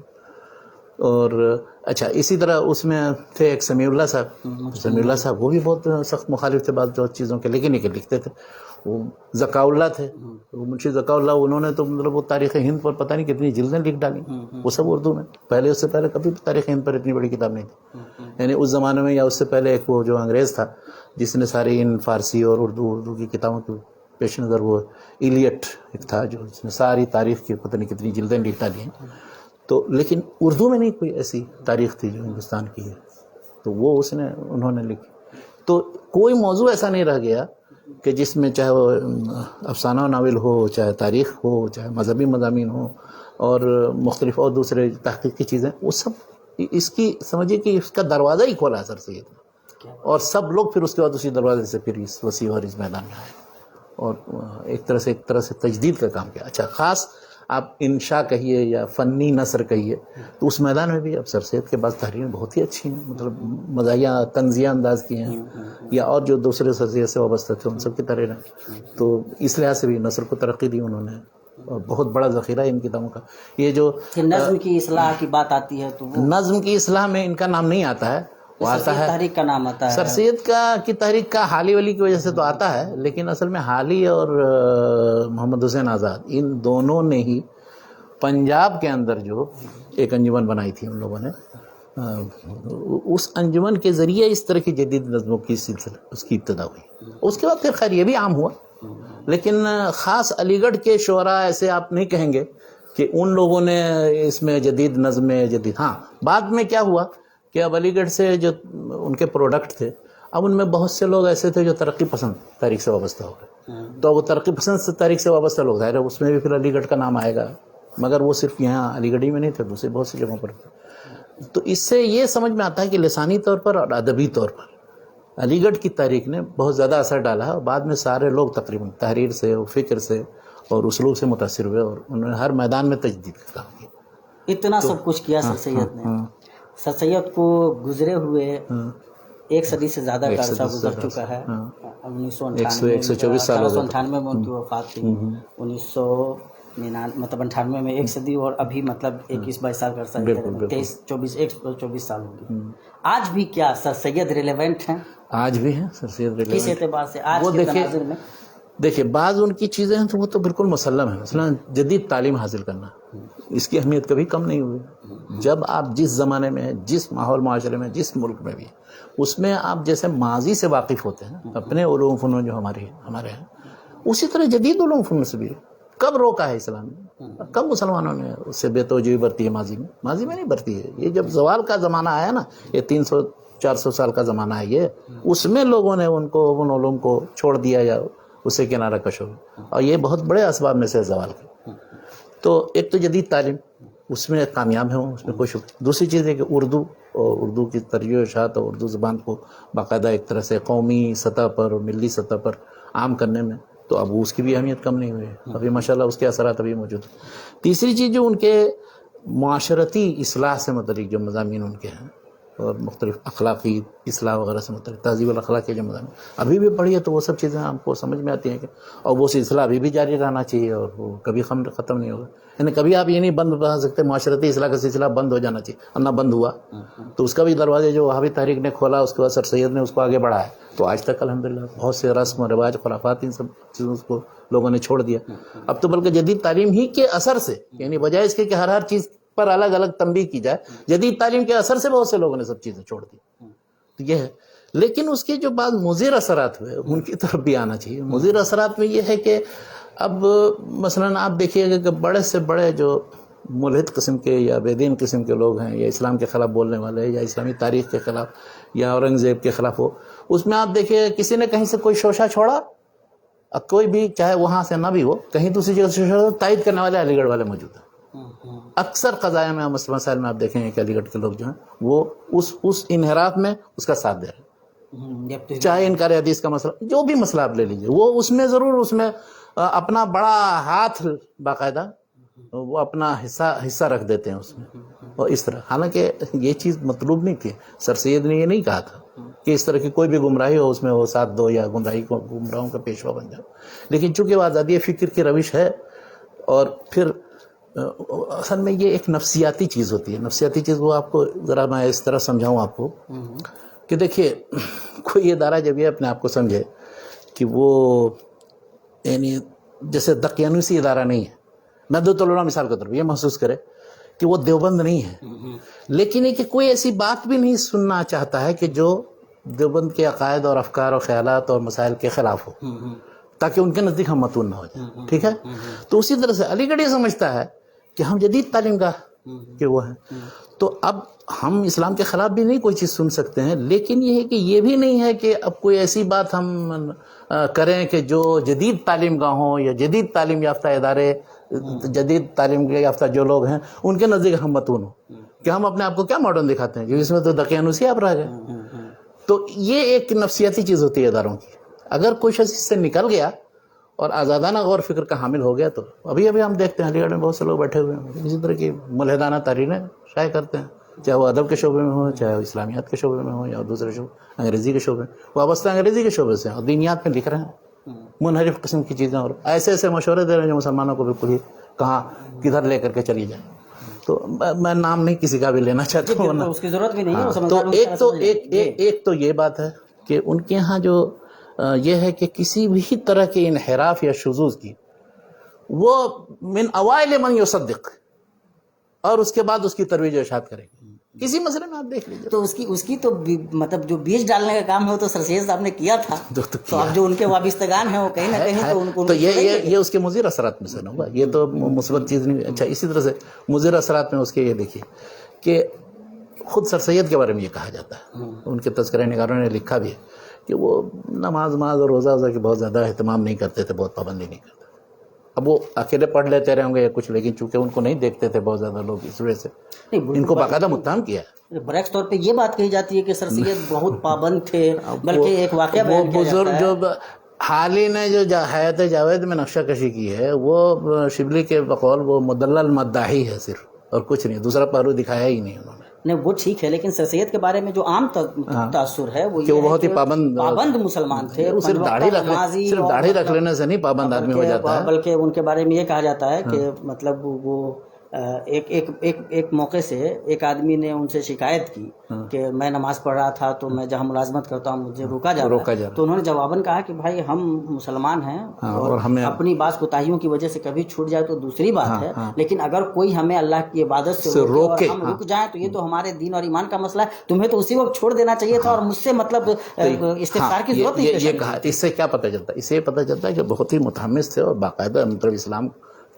کا جذبہ ان کے اندر یہ نہیں تھا کہ ختم ہو گیا لیکن خود عملاً کیا تھے اس کے بارے میں معاصرین کی شہادتیں موجود کہ وہ اب جیسے آپ ان کا حالات پڑھیے اس میں نزهۃ الخواطر میں تو سید عبدالحی حسنی باقاعدہ ان سے ملے تھے جانتے ہیں ان کو اچھی طرح سے اور ان کے حالات لکھے ہیں تو اس میں مطلب یہ کہ نماز اور روزے سے متعلق بہت زیادہ پابندی نہیں تھی ان کے یہ انہوں نے لکھا اور ان کے سارے مسائل جتنا شذوذ ہے ان کے یہاں وہ سب گنایا ہے تقریباً 40-45 مسئلہ. تو بہرحال مطلب جو اثرات ایسے جو مضرت رساں ہیں مضرت اس میں یہ ہے کہ عام طور پر دیکھیے گا علی گڑھ کے فرق میں ٹھیک ہے نماز پڑھ بھی لیتے ہیں لیکن بہت سے لوگ نماز کا مذاق اڑانے بھی والے بھی مل جائیں گے اور بہت سے لوگ اس کو دینی چیزوں کا اہتمام نہیں. تو یہ علی گڑھ کی شان نہیں ہونی چاہیے. کیا بات ہے. آپ اگر باہر جاتے ہیں وہاں سے نکل کے تو دکھائی جیسے شیروانی کے ذریعے آپ دکھاتے ہیں تو اسی طرح سے اپنے ان آداب اور اخلاق اور تہذیب کو بھی جس طرح سے دکھاتے ہیں تو اس میں یہ چیز شامل ہونی چاہیے کہ آپ دیندار ہیں مسلمانیت اور ایک مسلمان اچھے مسلمان ہیں. یہ دکھائیے یہ نہیں بلکہ حتیٰ کہ وہاں کوئی ہندو بھی پڑھ کر کے نکلے تو یہ دکھائے کہ ہاں میں علی گڑھ میں جا کر کے وہ اس ٹکسال میں ڈھل گیا ہوں ابھی. اور بالکل تہذیب کی نمائش تو علی گڑھ والے اچھی کرتے ہیں لیکن یہ کہ اس میں مطلب دین کی یا اپنے روایات کی مخالفت کا عنصر نہیں ہونا چاہیے. یہ جب جیسا کہ سر سید نے مثلا اتنی لمبی داڑھی رکھی تھی اور کبھی مروب نہیں ہوئے کسی سے مروب نہیں ہوئے لیکن آج کل کے لوگ وہ معمولی کتنے لوگ داڑھی رکھتے ہیں. سر سید سب سے بڑی شخصیت جو ہماری پوری تاریخ میں مروب ہوئی ہو تو سر سید کی تہذیب سے لے کر کے ایک ایک چیز سے مروب تھے. کھانے پینے تک کے آداب وہ ہمارے بدلنا چاہتے وہ سب بدل دینا تو کیسے مروب نہیں ہو تو مکمل مروب تھے. وہ تو ہم سمجھتے ہیں کہ شاید انہی چیزوں پر تو ہم تنقید کرتے ہیں اسی لیے ان کو ہم پورے طور پر کلی طور پر نہیں قبول کر سکتے ہیں. اسی لیے انہوں نے تعلیمی تحریک چلائی یونیورسٹی ماشاءاللہ یونیورسٹی کے اثر سے ماشاءاللہ ہزاروں آدمی نکلے اور فارغ ہوئے اور مسلمانوں کو جو علمی ترقی ملی وہ سب ان کے حسنات میں سے. اس طرح سے ان کا جو دینی جذبہ تھا اور قدوۃ احمدیہ لکھے لیکن جس راہ پر پورے قوم کے سب بچوں کو لگا دیا اگر وہ ان کی نصیحت کے مطابق ٹھیک ٹھاک نکلے ہیں تب تو صحیح ہے اور اگر وہ بگڑ گئے تو اس کی ذمہ داری بھی تو اسی علی گڑھ کی تحریک پر جائے گی. جزاکم اللہ خیر شیخ. ٹائم بھی ہمارا ہو چکا ہے اور لگ بھگ جن موضوعات کو ہم چھیڑنا چاہ رہے تھے وہ جو سوالات ہم لینا چاہ رہے تھے الحمدللہ وہ سارے لے لیے گئے اور ہمیں محسوس ہوتا ہے کہ انشاءاللہ علی گڑھ کو ہم لوگوں نے بس یہ کہ علی گڑھ کی تحریک کے بہت سے جوانب اور پہلو ہیں. سیاسی پہلو اگر اس کا کمزور ہے مثال کے طور پر یا مذہبی طور پر اگر آپ دیکھتے ہیں کہ سر سید کے بعض چیزیں وہ جمہور کے خلاف ہیں وغیرہ وغیرہ لیکن اور دوسرے جو جس غرض سے قائم کی تعلیمی اعتبار سے اس میں کامیاب ہے اور علی گڑھ کے لوگ فارغین ماشاءاللہ آپ دنیا کے کسی کونے میں آپ چلے جائیے وہاں پر آپ کو مل جائے. بالکل اور یہ بہت بڑی چیز ہے اور اس زمانے سے لے کر کے آج تک علی گڑھ کے ذریعے جتنے لوگ نکلے پھر علی گڑھ کے پروڈکٹ جو لوگ ہیں انہوں نے جا کر کے جو دوسری جگہوں پر ہر طرح کے ادارے قائم کیے بر صغیر میں ادھر جو 125 سال کے اندر 150 سال کے اندر جتنے ادارے قائم کیے جامعہ ملیہ سے لے کر کے اور آج تک کوئی ماڈرن کوئی پالی ٹیکنک کچھ تیار کرتا ہے یا کوئی جدید تعلیم کا اختیار کرتا ہے وہ سب سر سید ہی کے فکر کا امتداد ہے. کیا بات ہے. یہ بہت بڑا اثر ہے. کیا بات ہے. بالکل. تو انہی چند کلمات کے ساتھ بے انتہا شکریہ جزاک اللہ. ہم لوگوں نے بات کی آئندہ پھر اس طرح کی کسی شخصیت اور تحریک کو لے کر ہم آپ سے روبرو انشاءاللہ ہوں گے.